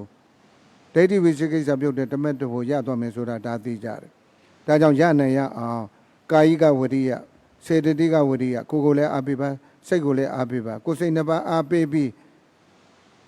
ကောင်းစွာအားထုတ်နေပါနေဒီတဲ့ပုံပြီးတရားတွေလည်းအားကောင်းနိုင်မယ်ဒီတဲ့တတိတရားတွေလည်းပုံပြီးအားကောင်းနိုင်မယ်ဒီတဲ့သမာဓိတရားတွေလည်းအားကောင်းနိုင်မယ်ဒီတဲ့ဝိပဿနာဉာဏ်တွေလည်းအားကောင်းနိုင်မယ်ဒီအားကောင်းခြင်းအပြင်ရှင်းမြောက်ပေးမှုတရားတွေပြည့်စုံတဲ့အခါမှာလင်းမြန်မိမိတို့လိုချင်တဲ့မဲ့ဉာဏ်ဘုံဉာဏ်နိဗ္ဗာန်ချမ်းသာကိုမျက်စိတမိတ်လျှက်တစ်ပြက်အတွင်းတထိုင်အတွင်းမှာပင်လေရနိုင်ကြောင်းကိုအထူးသတိပြုပြီးကြိုးစားပွားများအားထုတ်ဖို့လိုအပ်နေတာဖြစ်ပါတယ်ကြိုးလဲကြိုးစားအားထုတ်နေသည်ကိုမိမိတို့ကိုယ်တိုင်ဂုဏ်ယူကြရမှာဖြစ်ပါတယ်ทุกท่านที่อยู่ที่นี่นะคะลูกศิษย์ลูกหาญาติโยมวัดโพทั้งหลายนะคะสายปฏิบัติโดยเฉพาะเราปฏิบัติวิปัสสนานะคะท่านบอกว่าที่พูดมาก่อนหน้าเนี่ยนะคะพูดถึงว่านะคะเราปฏิบัติวิปัสสนาเพื่ออะไรเพื่อความสุขเพื่อความพ้นทุกข์จากสังสารวัฏนะมันจะพ้นทุกข์ได้จริงก็ต่อเมื่อเราปฏิบัติวิปัสสนาแล้ว วิปัสสนาที่สำคัญคือวิปัสสนาญาณนะคะญาณที่สำคัญที่สุดคือมรรคญาณผลญาณมันจึงจะพ้นทุกข์จากสังสารวัฏได้จริงอย่างน้อยบรรลุหนึ่งมรรคหนึ่งผลนะคะแล้วว่าก็สามารถพ้นทุกข์จากสังสารวัฏที่จะต้องเวียนว่ายตายเกิดในอบายภูมิไปได้และที่สำคัญถึงแม้จะเวียนว่ายตายเกิดอีกก็ไม่เกิน7 ชาตินะคะอันนี้เรียกว่าเราจะไปตามนี้ได้พ้นทุกข์ตามนี้ได้ก็ต่อเมื่อเราปฏิบัติวิปัสสนาญาณไปจนถึงมรรคญาณผลญาณนะคะอันนี้ท่านเล่าให้มาตั้งแต่แรกอันนี้ต่อไปจะเข้าเรื่องละนะว่าหัวข้อธรรมคือธรรมที่เป็นเครื่องอนุเคราะห์หรืออุดหนุนก็ได้เพื่อให้นะคะพ้นทุกข์จากสังสารวัฏเพื่อให้บรรลุมรรคผลนิพพานเพื่อให้วิปัสสนาญาณเกิดไปจนถึงมรรคญาณผลญาณเพื่อความพ้นทุกข์จริงๆนะมันมีอยู่5อย่างนะพูดง่ายๆว่าทำ5อย่างทำ5อย่างนี้เราต้องทำให้เกิดขึ้นมาและทำให้เขามีกำลังดีกำลังสมบูรณ์เพื่อจะได้อนุเคราะห์หรืออุดหนุนให้วิปัสสนาญาณเราเกิดขึ้นแก่กล้าไปถึงมรรคญาณผลญาณและจะได้สามารถพ้นทุกข์จากสังสารวัฏไปตามลำดับนะคะบรรลุนิพพานไปตามลำดับนะ5อย่างมีอะไรมั่งนะคะมี5อย่างนะคะ1ศีลานุคหิตะ2สุตตานุคหิตะ3สากัจฉานุคหิตะ4สมาทานุคหิตะ5วิปัสสนานุคหิตะอันที่1ศีลานุคหิตะก็คือว่าศีลนะคะรักษาศีลให้ดีนั่นเองรักษาศีลให้ดีศีลของตนนะศีลของพระนะคะคือศีลปาติโมกข์สังวรศีลนะคะรักษาให้นะคะบริสุทธิ์ผ่องใสนะคะถ้าสมมติว่าศีลเรามีความบริสุทธิ์หมดจดเป็นอย่างดีศีลนี้ก็จะเป็นเครื่องอนุเคราะห์เครื่องอุดหนุนให้วิปัสสนาญาณเกิดและก็ก้าวหน้าไปถึงมรรคญาณผลญาณศีลของญาติโยมนะคะทั้งหลายก็มีศีล5นะคะใครสามารถดีไปกว่านั้นคือศีล8หรือศีล9แม้กระทั่งศีล10นะก็สามารถรักษาได้นะของเรานะคะแม่ชีโยคีนักบวชที่เป็นพวกเราทั้งหลายนะคะเราสามารถรักษาถ้าเรารักษาศีลของเราให้ดีให้บริสุทธิ์ได้นะคะศีลนี้ก็จะเป็นเครื่องอนุเคราะห์เครื่องอุดหนุนเครื่องคำจุนให้วิปัสสนาญาณเกิดและแก่กล้าไปจนถึงมรรคญาณผลญาณ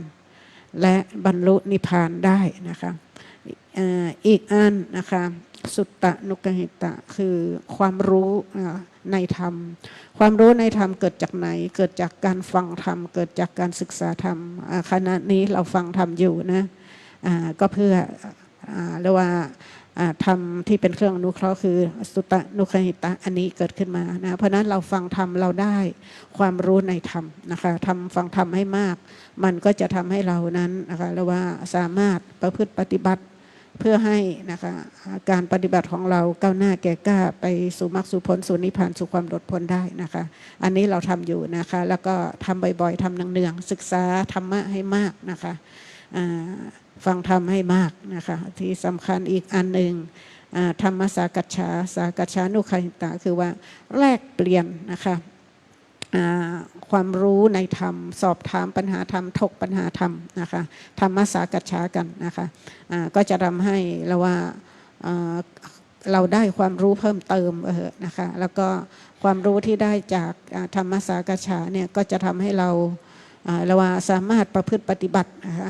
ได้ดีได้ก้าวหน้านะทำให้เกิดญาณปัญญาวิปัสสนาสัมมาทิฏฐิเกิดขึ้นแล้วก็มีความสมบูรณ์ไปสู่มรรคสู่ผลสู่นิพพานการบรรลุนิพพานในที่สุดได้อีกอันสมถะนะคะสมถานุคหิตะนะคะทำวิปัสสนาสัมมาทิฏฐิให้มีความเจริญให้มีความสมบูรณ์ด้วยการทำสมถะสมถะในที่นี้หรือว่าสมถะกรรมฐานมันมีอยู่40ก็จริงแต่ว่าเราสามารถเลือกเอากรรมฐานอย่างใดอย่างหนึ่งที่เราชอบใจหรือถูกจริตกับเราทำได้ดีแต่ว่านะคะดีไปกว่านั้นนะคะเราสามารถทำได้ง่ายๆแล้วมีประโยชน์เกื้อกูลวิปัสสนาเกื้อกูลสติปัฏฐานคือพุทธานุสติธรรมานุสติสังขานุสติเป็นต้นอนุสติทั้งหลายนะคะแล้วก็อีกอันที่มีประโยชน์เกื้อกูลนะคะก็คือพรหมวิหาร4โดยเพราะเมตตาภาวนานะคะว่าเรามันภาวนาเมตตามากๆนะคะบ่อยๆนะอาจจะไม่มากก็ได้นั่งสมาธิเสร็จหรือก่อนนอนก่อนไหว้พระ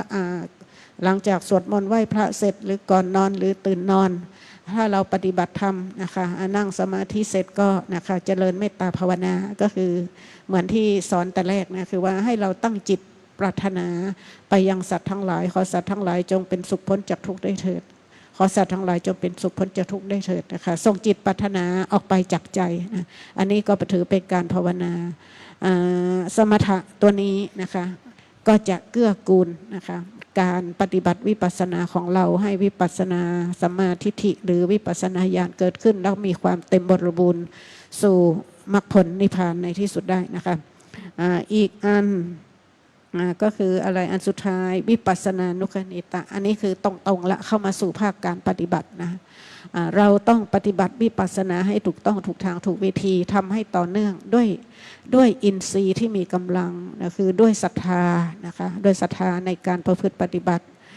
ด้วยวิริยะคือความเพียรในการประพฤติปฏิบัติเพียรเจริญสติเพียรกำหนดรู้เพียรให้จิตตั้งอยู่กับอารมณ์กรรมฐานเพียรปฏิบัติให้ต่อเนื่องอิบทใหญ่อิบทย่อยเป็นต้นนะคะศรัทธาวิริยะสติคือการกำหนดรู้นั่นเองระลึกรู้ในรูปนามตามจริงเรากำหนดรู้ไปให้ตรงอาการให้ทันปัจจุบันขณะมียกนอนั่งนอถูกนอนะคะกริยาการใดก็แล้วแต่กายใจใดก็ตามแม้กระทั่งนะคะขณะนั่งขณะเดินกำหนดไปภาวนาไปขณะพองนอยุบนอเป็นต้นแม้กระทั่งเจ็บปวดภาวนากำหนดไปนะคะทำว่าการประพฤติปฏิบัติการเจริญสตินะคะวิปัสสนาเนี่ยนะคะเราประพฤติปฏิบัติได้มากเท่าไหร่การประพฤติปฏิบัติที่เราพูดไว้ทำไว้มันก็จะเป็นเครื่องอุดหนุนนะคะให้นะคะการปฏิบัติการภาวนาของเรามีกำลังยิ่งขึ้นจากเพียงแค่ระดับกุศลนะคะเรากำหนดรู้ไปต่อเนื่องด้วยศรัทธาด้วยวิริยะด้วยสติด้วยสมาธิก็จะทำให้เกิดปัญญาคือวิปัสสนาญาณเกิดขึ้นมาตามลำดับนะคะนับตั้งแต่ญาณที่1เป็นต้นไปนะคะจนกระทั่งบรรลุถึงมรรคญาณผลญาณนะจากระดับเพียงแค่นะคะปฏิบัติเอากุศลปฏิบัติเอาบุญวิปัสสนากุศลแต่ว่าเราทำหน้าที่ของเราให้ดีต่อเนื่องไปก็จะกลายเป็นวิปัสสนาญาณวิปัสสนาญาณก็แก่กล้าไปจนถึงมรรคญาณผลญาณอย่างนี้นะคะเพราะนั้นทำว่าถ้าเราสามารถประพฤติปฏิบัติอย่างเต็มที่แล้วก็ถูกต้องจริงจังต่อเนื่องไปนะคะมรรคผลอยู่ไม่ไกลนะคะมรรคผล1มรรค1ผลแน่นอนที่สุดนะไม่ยากไม่ลำบากอันใดเลยขึ้นอยู่กับเราค่ะไม่อยู่ขึ้นอยู่กับอะไรขึ้นอยู่กับจิตของเราถ้าเราสามารถเราว่าประคองจิตสำรวมจิตพยายามแล้วฝึกจิตของเราให้มีความใส่ใจนะคะมีความเพียรความพยายามความศรัทธามีสติกำหนดรู้อยู่ในรูปนามปัจจุบันตามหลักสติปัฏฐานตามหลักวิปัสสนากรรมฐานที่ถูกต้องนะคะเราประคองจิตเราได้นะคะก็จะทำให้การปฏิบัติการภาวนาการเจริญสติของเรานั้นมีความต่อเนื่องเมื่อมีความต่อเนื่องนะคะแล้วว่าสติก็จะดีสมาธิก็จะได้ญาณก็จะเกิดแน่นอนนะนับตั้งแต่เบื้องต้นเราจะมีญาณหรือปัญญาเห็นธรรมะคือรูปนามของเราตามจริงว่ารูปเรานั้นอย่างหนึ่งนามเรานั้นอย่างหนึ่งนะคะให้ใช้สัตว์ให้ใช้บุคคลตัวตนไม่นะคะเป็นต้นนะคะจนกระทั่งเห็นความเปลี่ยนแปลงแปรปรวนไปของอารมณ์ที่เรากำหนดก็ดีจิตที่ทำหน้าที่กำหนดก็ตามล้วนแต่มีความไม่เที่ยงนะคะเรียกว่าอนิจจังเพราะความไม่เที่ยงความเกิดดับความเปลี่ยนแปลงความแปรปรวนของเขานั้นมันบีบคั้นทำให้ทนได้ยากนะคะและที่สำคัญรูปนามนี้นะคะมันมีความเป็นอนิจจังมีความเป็นทุกขังเขาเป็นไปตามเหตุปัจจัยของเขาเราบังคับบัญชาให้เขาเป็นอย่างนี้อย่างนั้นไม่ได้เพราะว่าอนิจจังทุกขังหน้าตาหรือไตรลักษณ์เนี่ยก็จะปรากฏขึ้นมาในญาณปัญญาของเราไตรลักษณ์ก็คือวิปัสสนาญาณนะเมื่อวิปัสสนาญาณรู้ละเอียดขึ้นนะคะลึกซึ้งขึ้นนะคะญาณวิปัสสนาญาณแก่กล้าก็จะสามารถบรรลุมรรคญาณผลญาณมรรคญาณผลญาณแรกก็ถือว่าเป็นการบรรลุนิพพานนะคะนิพพานที่เรียกว่าสาอุปาทิเสสนิพพานนะคะเพราะนั้นพระธรรมคือความก้าวหน้าเหล่านี้มาจากไหนมาจากเราในที่นี้หมายถึงจิตเราเป็นสำคัญเพราะนั้นพยายามนะคะให้กำลังจิตให้กำลังใจยกจิตตัวเองขึ้นมาให้เรานะคะมีความเจริญก้าวหน้าในธรรม บางท่านอาจจะมาฟังธรรมอย่างเดียวบางท่านอาจจะมาทำบุญทานอย่างเดียวแต่ท่านก็บอกแล้ว ถึงแม้เราจะทำบุญทานก็มุ่งเอาประโยชน์สูงสุดนะคะคือพระนิพพานเขาไว้ ถึงแม้เราจะมารักษาศีลเรามาฟังธรรมอย่าลืมประโยชน์ที่เราจะพึงได้สูงสุดคือพระนิพพานนะคะเพราะนั้นถ้าเราทำด้วยจิตด้วยเจตนาอย่างนี้แล้วก็เจริญสติแล้วก็ไอ้ทำให้ทำอันเป็นเครื่องอนุเคราะห์หรือเครื่องอุดหนุนให้การปฏิบัติวิปัสสนาของเราแก่กล้าถึงมรรคญาณผลญาณเนี่ยนะคะทำตามนี้ค่ะแล้วก็สั่งสมไปเพราะนั้นภายในเวลาไม่นานนะคะไม่ต้องรอชาติหน้าชาตินี้แหละนะคะความสมบูรณ์ในการสั่งสมมีเมื่อใดนะคะก็สามารถบรรลุมรรคผลนิพพานได้โดยทันทีဘုန်းတော်ဘေးတကြီးအိုရင်နာခြင်းသိခြင်းကင်းတဲ့နိဗ္ဗာန်ရောက်ဖို့လမ်းကိုတော့မိမိတို့ကိုယ်တိုင်သိရှိပြီးဖြစ်ပါတယ်အဲ့တော့ခုနကမိန့်ကြားခဲ့တဲ့ရှိမြောက်မှု၅ပါးပြည့်စုံရအောင်ဒါကဆရာများကဥပမာကလေးပေးထားပါတယ်ဘုန်းတော်လောကကြီးမှာသစ်ပင်စိုက်ပျိုးတဲ့အခါမှာစပြီးစိုက်ပျိုးပြီးဆိုရင်စိုက်ပျိုးထားတဲ့သစ်ပင်ကလေးဆက်လက်ပြီးရှင်သန်ဖို့ရာကျွဲနွားတရိษံအန္တရာယ်ကင်းရအောင်အဲ့ဒီသစ်ပင်ကလေးကိုခြံခတ်ပေးထားရတယ်ခြံခတ်ပေးပြီးတဲ့အခါမှာလည်းဒီတိုင်းပြစ်မထားရအောင်ဆက်ပြီးဘုန်းကြီးတို့ရေလောင်းပေးရပါတယ်ရေလောင်းရုံနဲ့လည်းမရသေးဘူးဘုန်းကြီးတို့ဘေးတာအဲ့ဒီသစ်ပင်မှာရှိတဲ့အမိုက်တရားတွေကိုဖယ်ရှင်းပေးရပါတယ်မြေဆွပေးရပါတယ်နောက်တစ်ချက်ဘုန်းကြီးတို့သစ်ပင်မှာပုံမတရိษံနေရှိတယ်ဆိုရင်ပုံမတရိษံတွေကိုလည်းရှင်းပေးရမှာဖြစ်ပါတယ်နောက်တစ်ချက်ကအဲ့ဒီသစ်ပင်မှာအပေါ်ကနေပြီးပင်ကူအိမ်တို့အဲ့ဒီလိုပင်ကူအိမ်နေသစ်ပင်ဖျားမှာဖွဲ့ထားမယ်ဆိုရင်အဲ့ဒီသစ်ပင်ကမကြီးထွားတော့ဒီတော့မိမိတို့ဒီကနေ့သီလတရားဖြင့်သီလလုံခြုံရအောင်ခုနကသစ်ပင်ကလေးခြံခတ်ထားတဲ့အခါမှာ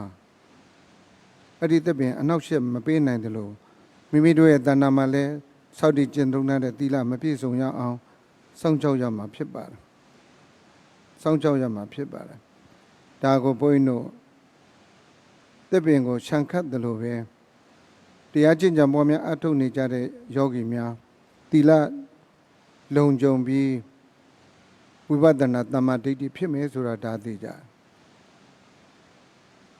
ဒီတိုင်းနေမရက်ပဲဘုန်းကြီးတို့သီလစောင့်တည်ကျင့်သုံးပြီးတဲ့ခါမှလဲတုဒ္ဒနုခိတခိုင်မာ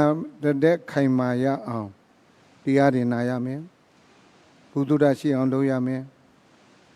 ဓမ္မသာလေဘုန်းကြီးတို့မိမိတို့တရားကျင့်ကြံပေါ်များအထုတ်တဲ့အခါမှာဝိပဿနာတမ္မာဒိဋ္ဌိဟာခိုင်မြဲတဲ့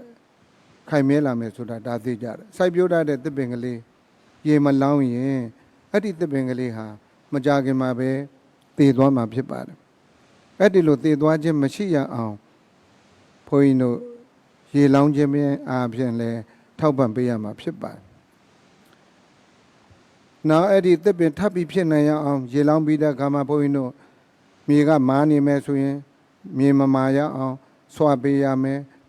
အပင်ရဲ့မှာအမိုက်တရားတွေရှိတယ်ဆိုရင်အဲ့ဒီအမိုက်တရားခဲတွေဖယ်ပေးရထွေနည်းတူစွာပဲတာကိစ္စနှုတ်ဟိတာမိမိတို့သိထားတဲ့အသည့်ကလေးတွေဆွေးနွေးရမယ်တိုင်ပင်ရမယ်ဒူးနဲ့တူဖလှယ်ရမယ်အဲ့ဒီလိုဖလှယ်ခြင်းရှိမှဝိပဿနာတမ္မာဒိဋ္ဌိဟာအားကောင်းတဲ့အားကောင်းလာမယ်ဆိုတာဒါသိကြတယ်တပင်ကလေးမှာဘုန်းကြီးတို့ဘေးသာအခါအလျော်စွာကံစိန်ဥတုမညီမျှပါလေပိုးမွားတွေကြာပြီးပိုးမွားတွေကြာမယ်ဆိုရင်အရွယ်အညွန့်အဖူးအပွင့်အသီးကလေးတွေအကုန်လုံးဘုန်းကြီးတို့ဘေးသာပိုးမွားတိရစ္ဆာန်ကြာရောက်ပြီဆိုလို့ရှိရင်အကုန်လုံးဘုန်းကြီးတို့ဘေးသာ အဲ့ဒီသစ်ပင်ဟာ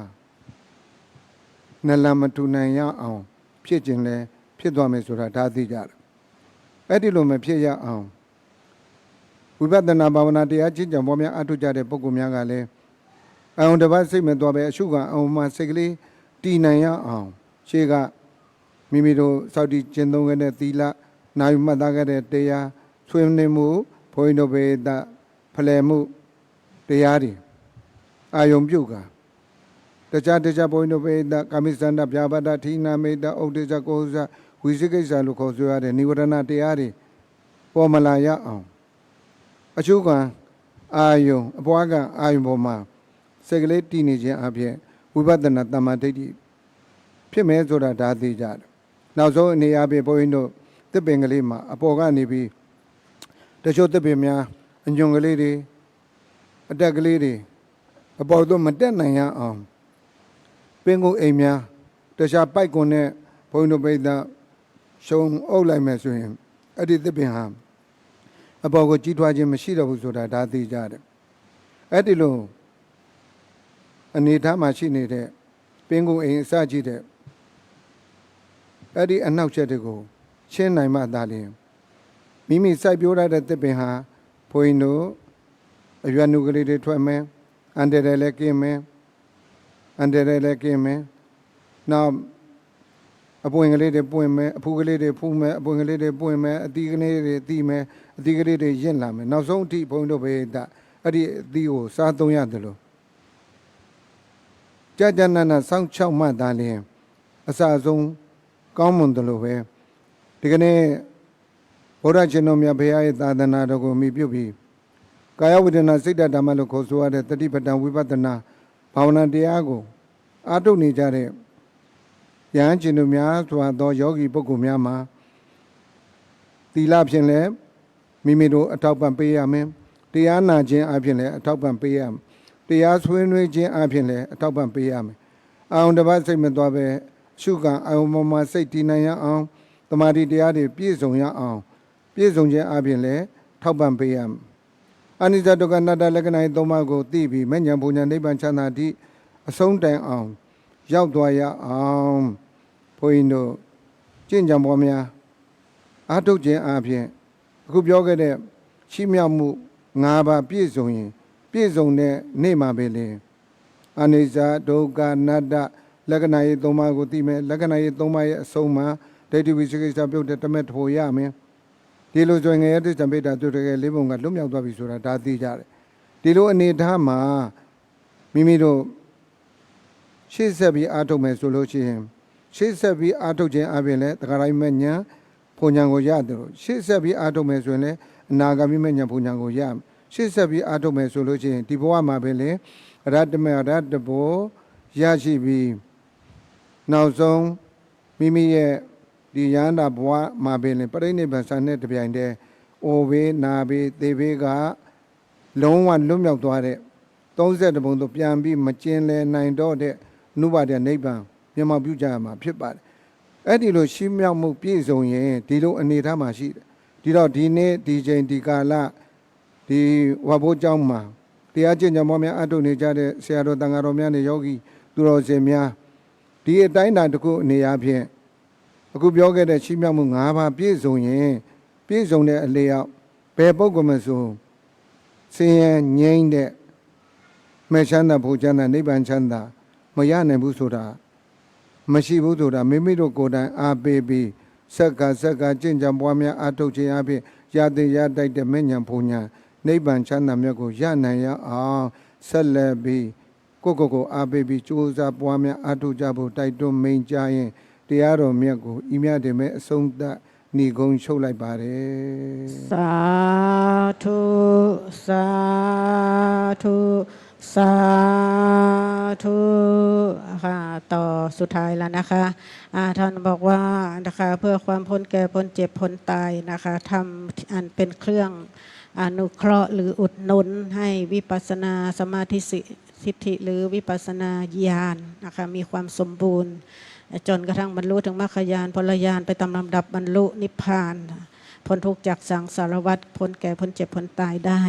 ก็คือ5อย่างที่ว่ามาพระอัฏฐกถาจารย์นะคะได้อุปมาทำมันเป็นเครื่องอนุเคราะห์เพื่อให้เกิดวิปัสสนาสมาธิฐินะคะนี้ไว้นะคะเปรียบเทียบไว้นะคะว่าอันที่หนึ่งนะคะศีลใช่ไหมคะศีลานุคหิตะนะคะศีลเนี่ยนะอุปมาถ้าว่าอุปมาเหมือนเปรียบเทียบเวลาเราปลูกต้นไม้เนาะต้นไม้เนี่ยปลูกไปจากต้นเล็กๆนะคะออกอาจจะเอาต้นกล้าก็ได้หรือเพาะเมล็ดออกมาก็ได้แต่อย่างไรก็แต่นะเมื่อเขางอกออกมาแล้วเป็นลำต้นขึ้นมาแล้วเราต้องดูแลเขาค่ะจากต้นเล็กต้นกล้าให้เขาเติบโตมาจนกระทั่งออกดอกออกผลนะคะให้รายได้แก่เราเพราะนั้นมันต้องมีการดูแลอย่างดีธรรมะของเราก็เหมือนกันเราปฏิบัติธรรมเพื่อให้ธรรมะของเรานะคะวิปัสสนาของเราเนี่ยค่ะมีความเจริญมีความเติบโตมีความก้าวหน้าไปจนกระทั่ง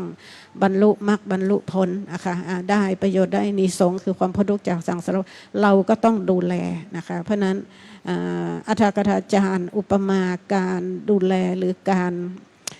ทำให้ทำมันเป็นเครื่องอนุเคราะห์หรืออุดหนุนนะคะวิปัสสนาของเราเนี่ยนะคะให้แก่กล้าสมบูรณ์ได้ไว้นะคะ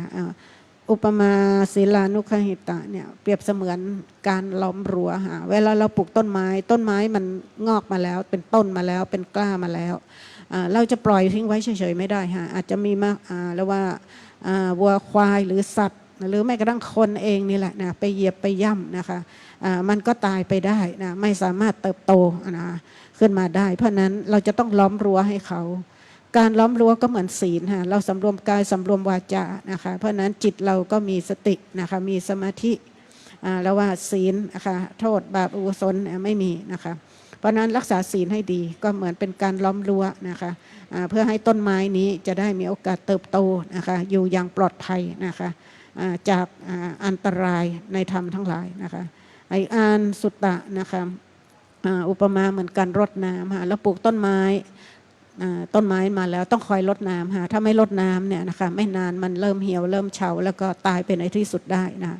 ความรู้ในธรรมนะปฏิบัติธรรมโดยไม่ฟังธรรมไม่สนใจธรรมะปฏิบัติเอาหลับหูหลับตาปฏิบัติไปตามอำเภอใจมันเป็นไปไม่ได้เพราะนั้นความรู้ในธรรมเราจะต้องมีโดยเฉพาะธรรมะที่เกี่ยวข้องกับหรือเกื้อกูลการปฏิบัติวิปัสสนาของเราหรือหลักกรรมฐานหลักการปฏิบัตินะเราจำเป็นต้องมีอะไรก็ตามที่เกี่ยวข้องการให้โอวาทการแสดงธรรมเหมือนกันนะคะเพื่อให้ความรู้ในธรรมหรือพหุสุตตะเนี่ยนะคะจะได้เป็นเครื่องอุดหนุนให้การเราปฏิบัติด้วยความเข้าใจปฏิบัติด้วยความศรัทธาปฏิบัติได้ถูกต้องถูกทางถูกวิธีเนาะต่อไปธรรมสากัจฉาหรือสากัจฉานุคหิตะเปรียบเสมือนการคอยพรวนดินแล้วก็ดูแลขจัดนะคะเรียกว่าขยะ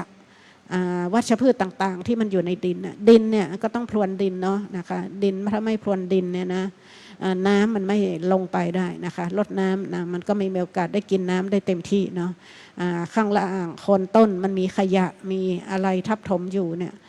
มันก็ไม่สามารถนะคะทำให้น้ำหรือว่ารากของเขาเจริญเติบโตได้นะคะอาจจะเป็นสารเป็นพิษโดยซ้ำไปเนาะเพราะนั้นนะคะต้องคอยกำจัดต้องคอยพรวนดินแล้วก็กำจัดขยะแล้วก็วัชพืชต่างๆที่จะมาคอยแย่งอาหารแย่งน้ำของเขาออกไปเนาะก็คือ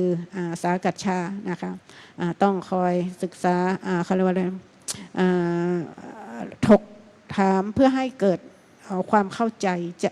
คลายความข้องใจการสอบอารมณ์การถามปัญหาธรรมที่ติดขัดติดข้องก็เช่นนั้นนะคะเพราะนั้นอันนี้ก็จำเป็นนะคะจึงจะทำให้วิปัสสนาของเราแก่กล้าถ้าปฏิบัติไปแล้วติดขัดมีอะไรคลางแคลงใจอยู่ปฏิบัติด้วยความเคลือบแคลงสงสัยไม่มีอะไรที่เคลียร์นะคะการปฏิบัติมันก็จะไม่ก้าวหน้าเพราะนั้นก็เปรียบเสมือนอัฏฐกถาจารย์เปรียบไว้เหมือนการพรวนดินนะคะกำจัดขยะวัชพืชต่างๆออกไปอีกอันสมถะหรือสมาธินุคหิตะนะคะก็ท่านเปรียบเสมือนอะไรการกำจัดโรคเพลี้ยแมลงหนอนต่างๆที่มันจะคอยกัดกินนับตั้งแต่ลำต้นใบหรืออะไรก็แล้วแต่เนาะ พวกนี้สำคัญมากนะคะโรคพืชนะคะเพลี้ยแม้กระทั่งแมลงที่มันคอยเจาะลำต้นพวกนี้มันเป็นศัตรูมากๆนะคะว่าไปมันก็คือนิวรณ์ธรรมนั่นเองสมาธิไม่เกิดเพราะฉะนั้นนะคะการ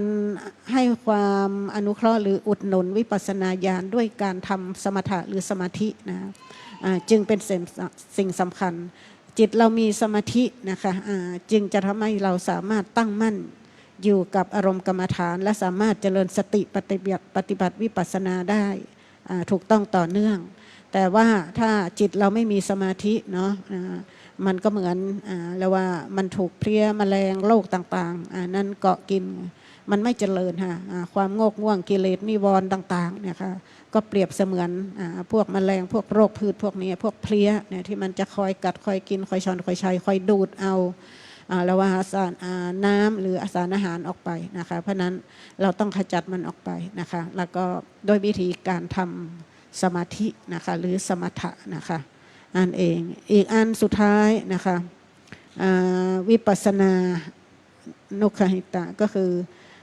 ทำวิปัสสนาญาณให้เกิดนะคะเพื่อให้ญาณแก่กล้านะคะเป็นผลลัพธ์อัตถกถาจารย์เปรียบเสมือนการคอยขจัดหยากใยใยแมงมุมกาฝากที่มันอยู่เบื้องบนนะคะบางทียอดอ่อนของต้นไม้เนี่ยลองสังเกตดูบางทีนะมันจะมีแมงมุมนะแมงมุมหรืออาจจะรังมดแดงหรืออะไรก็แล้วแต่เนาะที่มันมาทำเหมือนเป็นมีหยากใยมาคลุมนะคะยอดอ่อนของมันทำให้ยอดอ่อนเนี่ยมันโตไม่ได้ค่ะพอยอดมันโตไม่ได้มันก็ไม่สามารถมีกิ่งก้านสาขาออกไปได้กิ่งก้านสาขาไม่มีนะคะออกดอกก็ไม่ได้ออกผลก็ไม่ได้นะคะเพราะนั้นต้นไม้นะมันก็เหมือนแคละแกลนอยู่อย่างนั้นนะเพราะนั้นอยากใยแมงมุมพวกกาฝากอะไรต่างๆที่มันคอยนะคะดูดคอยเป็นภัยเป็นอันตรายเหล่านี้สำคัญนะวิปัสสนาญาณของเราก็เหมือนกันค่ะถ้าสมมติว่าการกำหนดที่มันไม่ถูกต้องนะคะสติไม่มีนะคะอินทรีย์ไม่แก่กล้านะคะญาณปัญญาไม่เกิดวิปัสสนาญาณไม่เกิดมรรคญาณผลญาณก็ไม่สามารถบรรลุถึงเรากำหนดนะคะอาจจะได้เพียงแค่เรียกว่าวิปัสสนากุศลแต่วิปัสสนาญาณคือไม่สามารถเห็นความเป็นไตรลักษณ์ไม่สามารถเห็นความเกิดดับวิปัสสนาญาณไม่เกิดถึงเกิดไม่แก่กล้านะคะความแก่กล้าไม่มีก็ไม่สามารถบรรลุถึงเป้าหมายสุดท้ายคือมรรคญาณผลญาณได้นะคะเพราะนั้นนะคะทำ4อย่างที่5อย่างนะคะอันเป็นเครื่องอนุเคราะห์หรืออุดหนุนให้วิปัสสนาสัมมาทิฏฐิของเรามีความสมบูรณ์แก่กล้าไปจนกระทั่งบรรลุถึงมรรคญาณผลญาณนะคะพ้นทุกข์จากสังสารวัฏได้นะคะ5อย่างเนี่ยนะคะเราผู้ปฏิบัติวิปัสสนาโดยเฉพาะลูกศิษย์ลูกหาวัดโพเนาะเราเป็นผู้ปฏิบัติวิปัสสนาเพื่อมรรคผลนิพพานนะคะซึ่งเป็นไปตามแนวทางที่พระองค์ทรงปรารถนาไว้ตรัสรู้มาด้วยพระธรรมนี้แล้วก็แสดงธรรมบอกต่อสอนต่อมาจนถึงถ่ายทอดมาจนถึงเราณปัจจุบันเพื่อให้เดินตามเส้นทางนี้เพื่อเป้าหมายสุดท้ายคือการบรรลุมรรคผลนิพพานไปตามลำดับนะคะเพราะนั้นถ้าเรารักษานะคะแล้วว่าทำ5อย่างนี้ไว้แล้วก็นะคะปฏิบัติวิปัสสนาด้วยความเพียรความพยายามด้วยอินทรีย์ด้วยศรัทธาด้วยวิริยะด้วยสติด้วยสมาธิวิปัสสนาญาณก็จะเกิดขึ้นและสามารถบรรลุถึงมรรคญาณผลญาณเป้าหมายสุดท้ายได้คือสามารถนะคะแล้วว่าต้นไม้ที่เราปลูกต้นวิปัสสนาที่เราปลูกนั้นคือออกดอกออกผลแล้วเราเก็บกินให้ประโยชน์จะขายก็ขายได้จะกินก็กินได้นะคะมรรคผลก็เช่นกันค่ะมรรคผลก็เปรียบเสมือนดอกผลของเขาที่เราสามารถเอาไปใช้ประโยชน์เพื่อความพ้นทุกข์ในสังสารวัฏพ้นแก่พ้นเจ็บพ้นตายในที่สุดได้นะคะอันนี้คือเป้าหมายของเรานะคะเพราะนั้นนะคะท่านบอกว่าถึงแม้อย่างไรก็แล้วแต่นะคะท่านว่าเราทำความเพียรอย่างนี้ทำหน้าที่ตามนี้แล้วก็รักษาทำที่เป็นเครื่องอนุเคราะห์ให้วิปัสสนาญาณหรือวิปัสสนาสมาธิของเรามีกำลังดีมีความสมบูรณ์อย่างนี้นะคะจนกระทั่งบรรลุ1 มรรค 1 ผลยังไม่พอค่ะเพียรต่อนะคะทำต่อตามนี้แหละจนกระทั่งบรรลุ2 มรรค 2 ผลเป็นพระสกิทาคามีบรรลุ3 มรรค 2 ผลเป็นพระอนาคามีจนกระทั่งบรรลุถึง4 มรรค 4 ผลเป็นพระอรหันต์ เป็นพระอรหันต์เมื่อใดเมื่อหมดอายุไขนะคะก็ปรินิพพานคือเข้าสู่นิพพานสุดท้ายที่เรียกว่าอนุปาทิเสสนิพพานพ้นจากการเวียนว่ายตายเกิดในสังสารวัฏไม่มีกลับมาเกิดอีกไม่ว่าจะพบใดภูมิใดพ้นจาก31โดยภพภูมินะคะโดยสิ้นเชิงนะคะคือพ้นจาก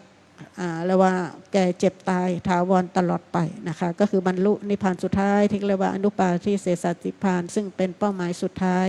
ของพุทธเราแล้วก็เป็นพุทธประสงค์ที่พระองค์ทรงบำเพ็ญบารมีแล้วก็ตรัสรู้มาบอกต่อสอนต่อมาจนถึงพวกเรากำลังเดินตามเส้นทางนี้ก็ขอให้ทุกท่านมีความเพียรความพยายามนะคะประพฤติปฏิบัติวิปัสสนากรรมฐานอย่างถูกต้องถูกทางถูกวิธีด้วยความเพียรความพยายามด้วยกำลังกายกำลังใจนะคะด้วยความศรัทธาที่สำคัญอย่าลืมท่านบอกว่าเราต้องภูมิใจนะในการประพฤติปฏิบัติของเราที่เราได้เดินตามทางที่ถูกต้องสู่มรรคสู่ผลสู่นิพพานตามนี้นะคะให้เดินตามเส้นทางนี้และผลจากการเพียรพยายามประพฤติปฏิบัติตามนี้ก็ขอให้ทุกท่านมีความเจริญในธรรมคือสามารถทำวิปัสสนาญาณให้เกิดขึ้นและแก่กล้าไปจนกระทั่งบรรลุถึงมรรคญาณผลญาณไปตามลำดับจนกระทั่งสี่มรรคสี่ผลนะคะพ้นทุกข์จากสังสารวัฏบรรลุอนุปาทิเสสนิพพานด้วยกันทุกท่านทุกคนเทิน สาธุ สาธุ สาธุนาเลยใจละลูก เสดอถามว่าเข้าใจไหม ดูเลยเว้ยลูก ทำไมเสียงเบาจัง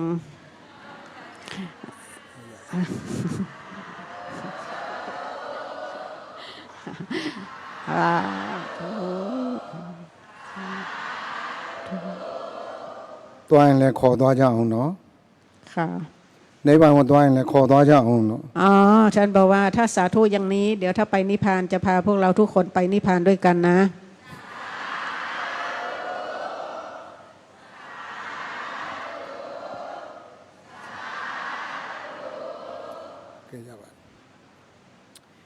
ว่าเลยลูกตัวเมียยีเสชาไล่ตาของพี่ธรรมตุระ ค่ะต่อไปนะคะท่านจะเอาอันนี้ก่อนคือท่านจะอุทิศกุศลก่อนเนาะท่านจะนำเราอธิษฐานจิตอุทิศกุศลทั้งหมดทั้งมวลกุศลโดยเฉพาะวันนี้ด้วยกุศลจาก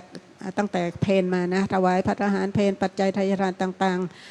ทั้งที่ถวายแล้วและยังไม่ได้ถวายกำลังจะถวายและที่สำคัญกุศลจากการฟังธรรมเพิ่งเสร็จไปหมาดๆนะกุศลทั้งหมดทั้งมวลท่านบอกว่าอุทิศให้เรียบร้อยก่อนเดี๋ยวค่อยถวายเดี๋ยวค่อยทำกิจอย่างอื่นตามมานะคะเอาให้จบก่อนเนาะ ဒီကနေ့ပြုလုပ်ဆောင်ရွက်သမျှကုသိုလ်ကောင်းမှုများတသက်တာကာလပတ်လုံးမိမိတို့ပြုလုပ်ဆောင်ရွက်ခဲ့ဘူးတဲ့ကုသိုလ်ကောင်းမှုများကိုအလှရှင်တိုင်းယဟန်ပဲဖြစ်ဖြစ်ရှင်ပဲဖြစ်ဖြစ်အမျိုးသားအမျိုးသမီးသီလရှင်ပဲဖြစ်ဖြစ်မိမိတို့ရဲ့တဏ္ဍာမှာကုသိုလ်ကောင်းမှုတွေရှိနေတယ်ဆိုတာဒါသိကြတယ်ရှိတဲ့ကုသိုလ်ကောင်းမှုများကိုအာယုံပြုနိုင်ရင်အာယုံပြုနိုင်သလောက်ကောင်းကျိုးချမ်းသာတွေရကြောင်းယေတန္တိဝါစာတတောသတ္တပုံညာပဝတ္တိတေတန္တိဝါစာတတောသတ္တပုံညာပဝတ္တိဓမ္မတာသီလတမ္ပနာတေသနာတက္ကဂာမိနောနိဗ္ဗာန်ကိုတွားဖို့ရလမ်းတပွဲစောင်းတန်းတပွဲလေကားတပွဲမိမိတို့ရဲ့အနေထားမှာရှိနေတာဖြစ်ပါတယ်အဲ့ဒီအနေထားလေးမပြောက်သွားရအောင်တသက်တာကလပ်ပတ်လုံးပြုလို့ဆောင်ရွက်ခဲ့တဲ့ကုသိုလ်ကောင်းမှုများဒီကနေ့ပြုလို့ဆောင်ရွက်ခဲ့တဲ့ကုသိုလ်ကောင်းမှုများကိုတပါးတဲ့အာယုံပြုပြီးမိမိတို့ကိုယ်တိုင်ကလည်းတဏ္ဍရာကိုဆင်းရဲမှထွက်မြောက်ဖို့နိဗ္ဗာန်ကိုပဲဆုတောင်းပြီးမိမိတို့ရဲ့တဏ္ဍာမှာပြည့်စုံနေတဲ့ကုသိုလ်ကောင်းမှုအဆုဆွဲဖို့ပါကကိုလည်းမိမိလည်းချမ်းသာအများတတ္တဝါလည်းချမ်းသာရအောင်ကုသိုလ်ကောင်းမှုအဆုဆွဲဖို့ပါကကိုလည်းအာလုံတော်တတ္တဝါပေါင်းတို့အစိတ်တို့ကိုယ်တို့မြတ်ပြမှာဖြစ်ပါတယ်ဒီလိုစိတ်တို့ကိုယ်တို့မြတ်ပေးဝေခြင်းအားဖြင့်မိမိတို့ပေးဝေတဲ့ကုသိုလ်ကောင်းမှုအဆုဆွဲဖို့ပါကကိုမိမိတို့ကိုယ်စောင်းတဲ့အစကြည့်တဲ့နတ်မြတ်နတ်ကောင်နတ်အပေါင်းနဲ့တကွာမြင်ရတဲ့တတ္တဝါများမမြင်ရတဲ့တတ္တဝါများမြင်ရတဲ့အဆောင်ကြောင့်များမမြင်ရတဲ့အဆောင်ကြောင့်များကမိမိတို့ကိုတစ်ဖက်တစ်လမ်းကနေပြီးဆင်းရဲဒုက္ခမရောက်ရောက်အောင်စောင့်ရှောက်လိုက်မယ်လို့နှလုံးသွင်းပြီးမိမိတို့ရဲ့တဏ္ဍာမှာရှိတဲ့ကုသိုလ်ကောင်းမှုအဆုဆွဲဖို့ပါကကိုစိတ်တူကိုယ်တူ ကုသိုလ်ကောင်းမှုဆုဆွဲဖို့ပါကကိုအမြပေးဝေပေးမှာဖြစ်ပါတယ် ต่อไปนะคะขอให้ทุกท่านน้อมจิตระลึกถึงบุญกุศลทั้งปวง ที่ต่างคนต่างประพฤติปฏิบัติสังสมมาตั้งแต่อดีตตั้งแต่จำความได้นะคะไม่ว่าบุญกุศลคุณความดีที่ไหนที่เราเคยทำนะคะรวมมาตลอดมาจนถึงบัดนี้วันนี้นะคะบุญกุศลที่เราได้ทำจากการถวายทานจากการรักษาศีลจากการฟังธรรมจากการเจริญสตินะคะภาวนาอยู่กับการฟังธรรมต่างๆบุญกุศลทั้งหมดทั้งมวลนะคะระลึกขึ้นมาให้ได้มากที่สุดเราทำบุญมามากมายนะหลายที่นะคะคุณความดีแล้วก็สังสมมาเยอะนะคะบุญกุศลคุณความดีทั้งปวงระลึกนึกขึ้นมาแล้วก็ตั้งจิตปรารถนาหรืออธิษฐานจิตไปว่าขอบุญทั้งหลายเหล่านี้จงเป็นเหตุเป็นปัจจัยให้ข้าพเจ้าบรรลุพระนิพพานได้ง่ายได้ไวด้วยเถิดนะคะเราอธิษฐานจิตเอาอานิสงส์สูงสุดคือพระนิพพานไว้ตราบใดที่เรายังไม่ถึงพระนิพพานนะคะอานิสงส์ของเขาก็จะส่งผลให้เรามีความสุขนะคะด้วยเราว่าอานิสงส์ของเขาอยู่แล้วสุขในสุขติภูมิจะเกิดเป็นมนุษย์ก็เจริญด้วยมนุษย์สมบัติแหละนะเกิดเป็นเทวดานะเป็นพรหมก็จะเดินด้วยเทวสมบัตินะคะเพราะนั้นนะคะอธิษฐานจิตอย่างนี้นะคะแล้วก็อีกประการหนึ่งนะคะเดี๋ยวเราอธิษฐานจิตนะคะแล้วเราจะอุทิศบุญกุศลที่เราสั่งสมมาอย่างดีนี้ไปแก่บุคคลทั้งหลายเราทำบุญเราก็ได้ประโยชน์อานิสงส์แก่ตัวเราโดยตรงอยู่แล้วยังไม่พอบุญที่เราได้ทำนั้นเพื่อประโยชน์เพื่ออานิสงส์เพื่อความสุขเพื่อความพ้นทุกข์แก่ผู้อื่นนะคะเราจะแผ่อุทิศออกไปให้เขาโดยทั่วนับตั้งแต่เทวดาสิ่งศักดิ์สิทธิ์ที่ปกปักรักษาคุ้มครองตัวเราบ้านเรือนของเราวัดวารามของเราเป็นต้นตลอดจนบุคคลนะคะผู้นะคะมีคุณผู้รองรับทั้งหลายแผ่ออกไปโดยทั่วตลอดจนสรรพสัตว์ไม่มีจำกัดไม่มีประมาณนะคะใครก็แล้วแต่นะคะที่เราว่าเป็นเพื่อนร่วมทุกข์ว่าเหอะนะขอให้เขามีส่วนในกุศลที่เราได้สั่งสมและอุทิศให้นี้นะเมื่อได้รับรู้ได้อนุโมสาธุขออานิสงส์ผลบุญนี้จงนะคะส่งผลให้เขาหลุดพ้นจากภพภูมิที่ไม่ดีให้เขาประสบสุขตลอดไปนะคะเราตั้งเจตนาไว้อย่างนี้และอีกประการหนึ่งเวลาเราอุทิศกุศลอย่างเนี้ยนะคะเทวดาสิ่งศักดิ์สิทธิ์มีจริงค่ะบุคคลพวกนี้เวลาเขาได้รับรู้ได้อนุโมทนาเอาบุญของเราไปแล้วเขาก็จะมีความเจริญในภพภูมิในสมบัติของเขายิ่งขึ้นไปโดยเฉพาะเทวดาเจ้าที่เจ้าทางพวกนี้นะคะเขารู้คุณค่ะเพราะเขาได้บุญของเราเขาได้ดีแล้วเขาก็จะกลับมาปกปักรักษาคุ้มของเราให้เราอยู่เย็นเป็นสุขใช้ชีวิตอย่างราบรื่นปลอดภัยนะคะจะคอยดลจิตดลใจให้เราแคล้วคลาดปลอดภัยจากทุกภัยอันตรายศัตรูสิ่งไม่ดีทั้งหลายคอยดลจิตดลใจชักนำนะคะให้เราได้พบแต่สิ่งที่ดีบุคคลที่ดีที่จะนำความสุขความเจริญรุ่งเรืองมาแก่เรานะโชคดีมาแก่เรานะคะมันจะเป็นเช่นนี้เพราะนั้นต่อไปนะคะขอให้ทุกท่านน้อมจิตระลึกถึงบุญกุศลทั้งปวงที่สั่งสมมาแล้วเดี๋ยวท่านจะนำอธิษฐานจิตอุทิศกุศลไปรอบหนึ่งหลังจากนั้นเรากลับไปทำของเราเองได้บ่อยๆทำได้มากเท่าไหร่ยิ่งดีทำเราเองก็ได้แต่ตอนนี้นะคะเดี๋ยวท่านจะนำเราก่อนให้ระลึกนึกถึงบุญทั้งปวงที่ทำมาแล้วก็อธิษฐานจิตไปเพื่อมรรคผลนิพพานเสร็จแล้วก็ว่าตามท่านนะคะ ယဟန်ရှင်တို့အားလုံးသောပုဂ္ဂိုလ်များမိမိတို့ရဲ့ကုသိုလ်ကောင်းမှုများအောင်ပြုပြီးအဋ္ဌံလိုက်ပါမကြခင်ရေစဲရှာအမျှပေးဝေပေးမှာဖြစ်ပါတယ်ค่ะอีกรอบนะคะขอให้ทุกท่านทั้งพระทั้งโยมนะคะอธิษฐานจิตระลึกนึกถึงบุญกุศลทั้งปวงที่สั่งสมมาแล้วก็อธิษฐานจิตขอเอาพระนิพพานแล้วไปได้เลยนะคะแล้วก็ต้องการพรอะไรก็อธิษฐานได้อยู่นะคะแต่อย่าลืมเอานิพพานเข้าไว้แล้วก็หลังจากนั้นท่านจะนำอุทิศกุศลนะคะ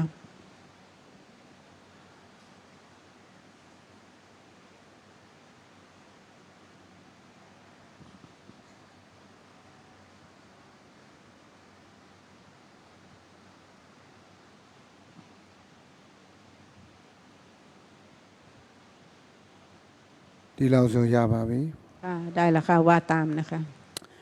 อิดามิปุญญัง อิตังเมปุญญัง มะกะพละ มากาภละ นิพพานัตตะ เนปานัตตา ปิเสโย ปิสโย โหตุ โหตุ อิดาโน อิตังโน ปุญญาภาคัง ปุญญาภาคัง ตัพพะตัตตานัง ตัพพะตัตตานัง เทมะ เทมา ยาตวิโดดุติ พยาธิปิโดโดติ ကောင်းကျိုးမင်္ဂလာ กองจูเมงกลา ကာဗျာနှင့်တကဝ อภิอาภิอานินตกวา ဘေဥပအန္တရေ เบวบาอันเร ရန်စွဲဥဒမြမ ยานสวยตมยามาก င်းလွတ်နိုင်ရန် กินลูนายะ ဘုရားမှုရှိသော พยามุชีโด တံဃာတော် ตังกาโด ရှင်မြတ်တို့အား อชิเมียโดอา ယိုသေးမြတ်နို့ โยเตเมียโน လက်ဆုံမိုး และทรงโมย ၍သင်ကိုပူဇော် ชิโคปุโส ပူမြော်မန်လျှော့ ภูเมียวมันช သ อ တော်ရသော กระดอยาโด တက္ကိစ္စ ตาเกสะ အာရဝ การวะ ပနာမကုသိုလ် ปนามากุตุ ဘုရားမှုရှိသော พยามุชีโด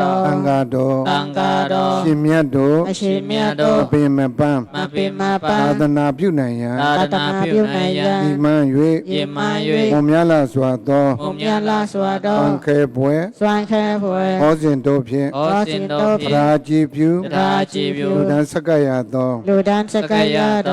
ဒါနကုသိုလ် ดานากุ ဤ ตุ မျက်မှောက် อิเมียเมาไน ၌ထားရှိအပ်သော อาชีอัตโต လူဘဝတ္ထု ลูพวยวุถุ စုစုနှင့်တကဝ อสุสุนิตกวา နာမတာ อนามาตา ဝတ္ထုငွေတို့မှာ วุถุงวยโดมา ဖြစ်ပေါ်လာသော วิปลาโด ယဟန်တော်တို့အား ยานโดโดอา အစတ္တိ อาสติ လိုရှိရာ อโลชิยา ပစ္စည်းလေးပါးတို့ဖြင့် ปิสิเลบาโดพิ ပရာကြည်ပြု ราจีวิ လူ ว ဒန်းစကရသော ลูดานสกายาโด ဒါနကုသိုလ် ดานากุตุ မိမိတို့အား มิมิโดอา သန္တာကို ชาดาโก ပေးစွမ်းနိုင်သည့် เปสวันไน တရဏဂုံသုံးပါးနှင့်တကဝ ตระกงตงบานินตก သင်္ဃာ วา ကိုးတန်နှင့်ပြည့်စုံသော เอกาโกดานินพิสง သီလတော်မြတ်ကို ลีลาดอเมียดโก ကောင်းစွာ กองสวา အာယူ อันยู သောက်တည် เศร้าติ သင်သုံးပြည့်လင် จินตงบีลิ ရှင်တော်မြတ်ဘုရား จินดอเมียดพยา ဟောကြားတော်မူအပ်သော อาจาดมูอาโต ရှိမြောက်ပေက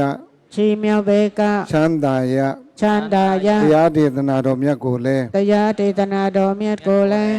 ကောင်းမွန်စွာ กาวมูลสวา နာယူ นายุ မှတ်သားရသော มาตายา ဓမ္မတဝနာ ธรรมะตว ကု นา သိုလ်ကံ กุตุกา စေတนาတိ เตตนาติ မဉ္ဇဉ်ဘုံဉ္ แมงยานโพญาน နိဗ္ဗာန်အား เนปานา ကျေးဇူးများသော เยซูเมียดอ အကြောင်းထောက်ပံ့ อาจารย์ท้าวปาน ဖြစ်ရပါလို့ဤ พิยาบาลุ ဤ ย ကုသိုလ် อีกุตุ ကောင်းမှုကြောင့် กามุจา ပြီးတော့ တပိတော် ပြီးတော့တို့မိသားစု တပိတော်တို့မိသားစု လိုမရှိအပ်သော အလိုမရှိအပ်သော ဝဆင်းအပေါင်းမှာ ဝစင်ကြပါ တို့မြောက်ကြပြီလင် လူမြောက်ကြပြီ အလိုရှိအပ် အလိုရှိအ နှစ် ပ် သက်မြတ်နိုးအပ်သော နိတ္တမေနောအ အ တော သက်ရှိခြင်း အတဲချေခြင်း နာကင်းခြင်း အနာကင်းခြင်း ကျမ်းမာခြင်း ကျမ်းမာခြင်း ချမ်းသာများခြင်း ချမ်းသာမြတ် စ ခြင်း ရှိသော အစရှိသော လိုလားတောင်းတအပ်သော လိုလားတောင်းတအပ်သော လောကီချမ်းသာ လောကီချမ်းသာ လောကုတ္တရာချမ်းသာ လောကုတ္တရာချမ်းသာ နှပြသော နှဖျား ချမ်း သော သာပေါင်းနှင့် ချမ်းသာ သင် ပါ မြန်စွာ သင်မြန်စွာ ပြည့်စုံရပါလို့ကုန်၏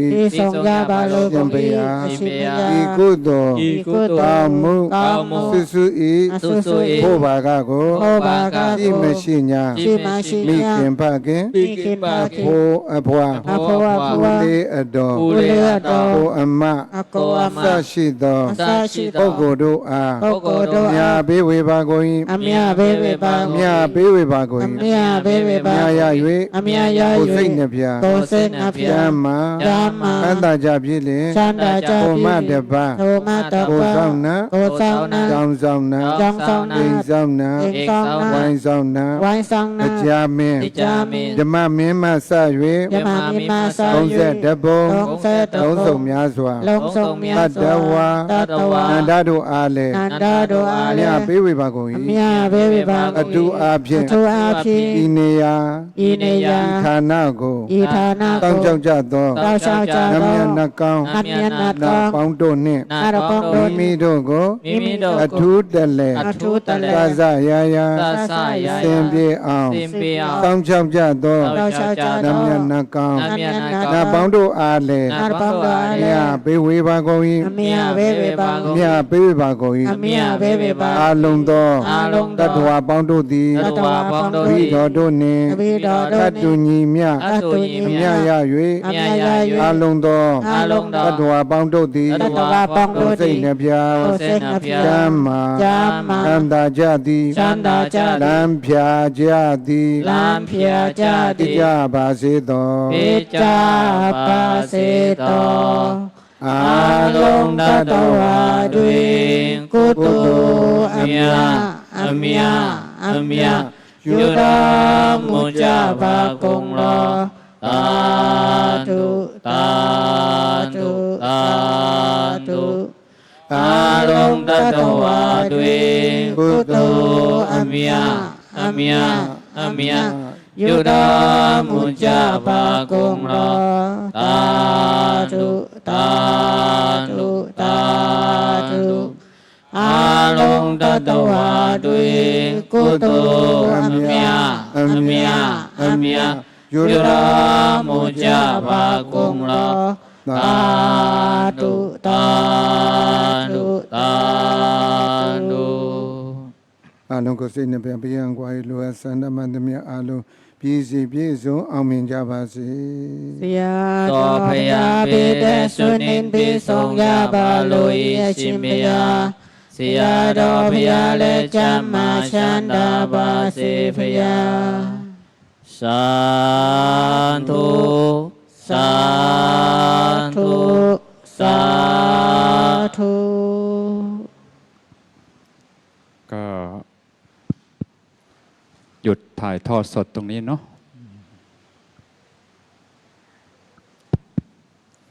โยม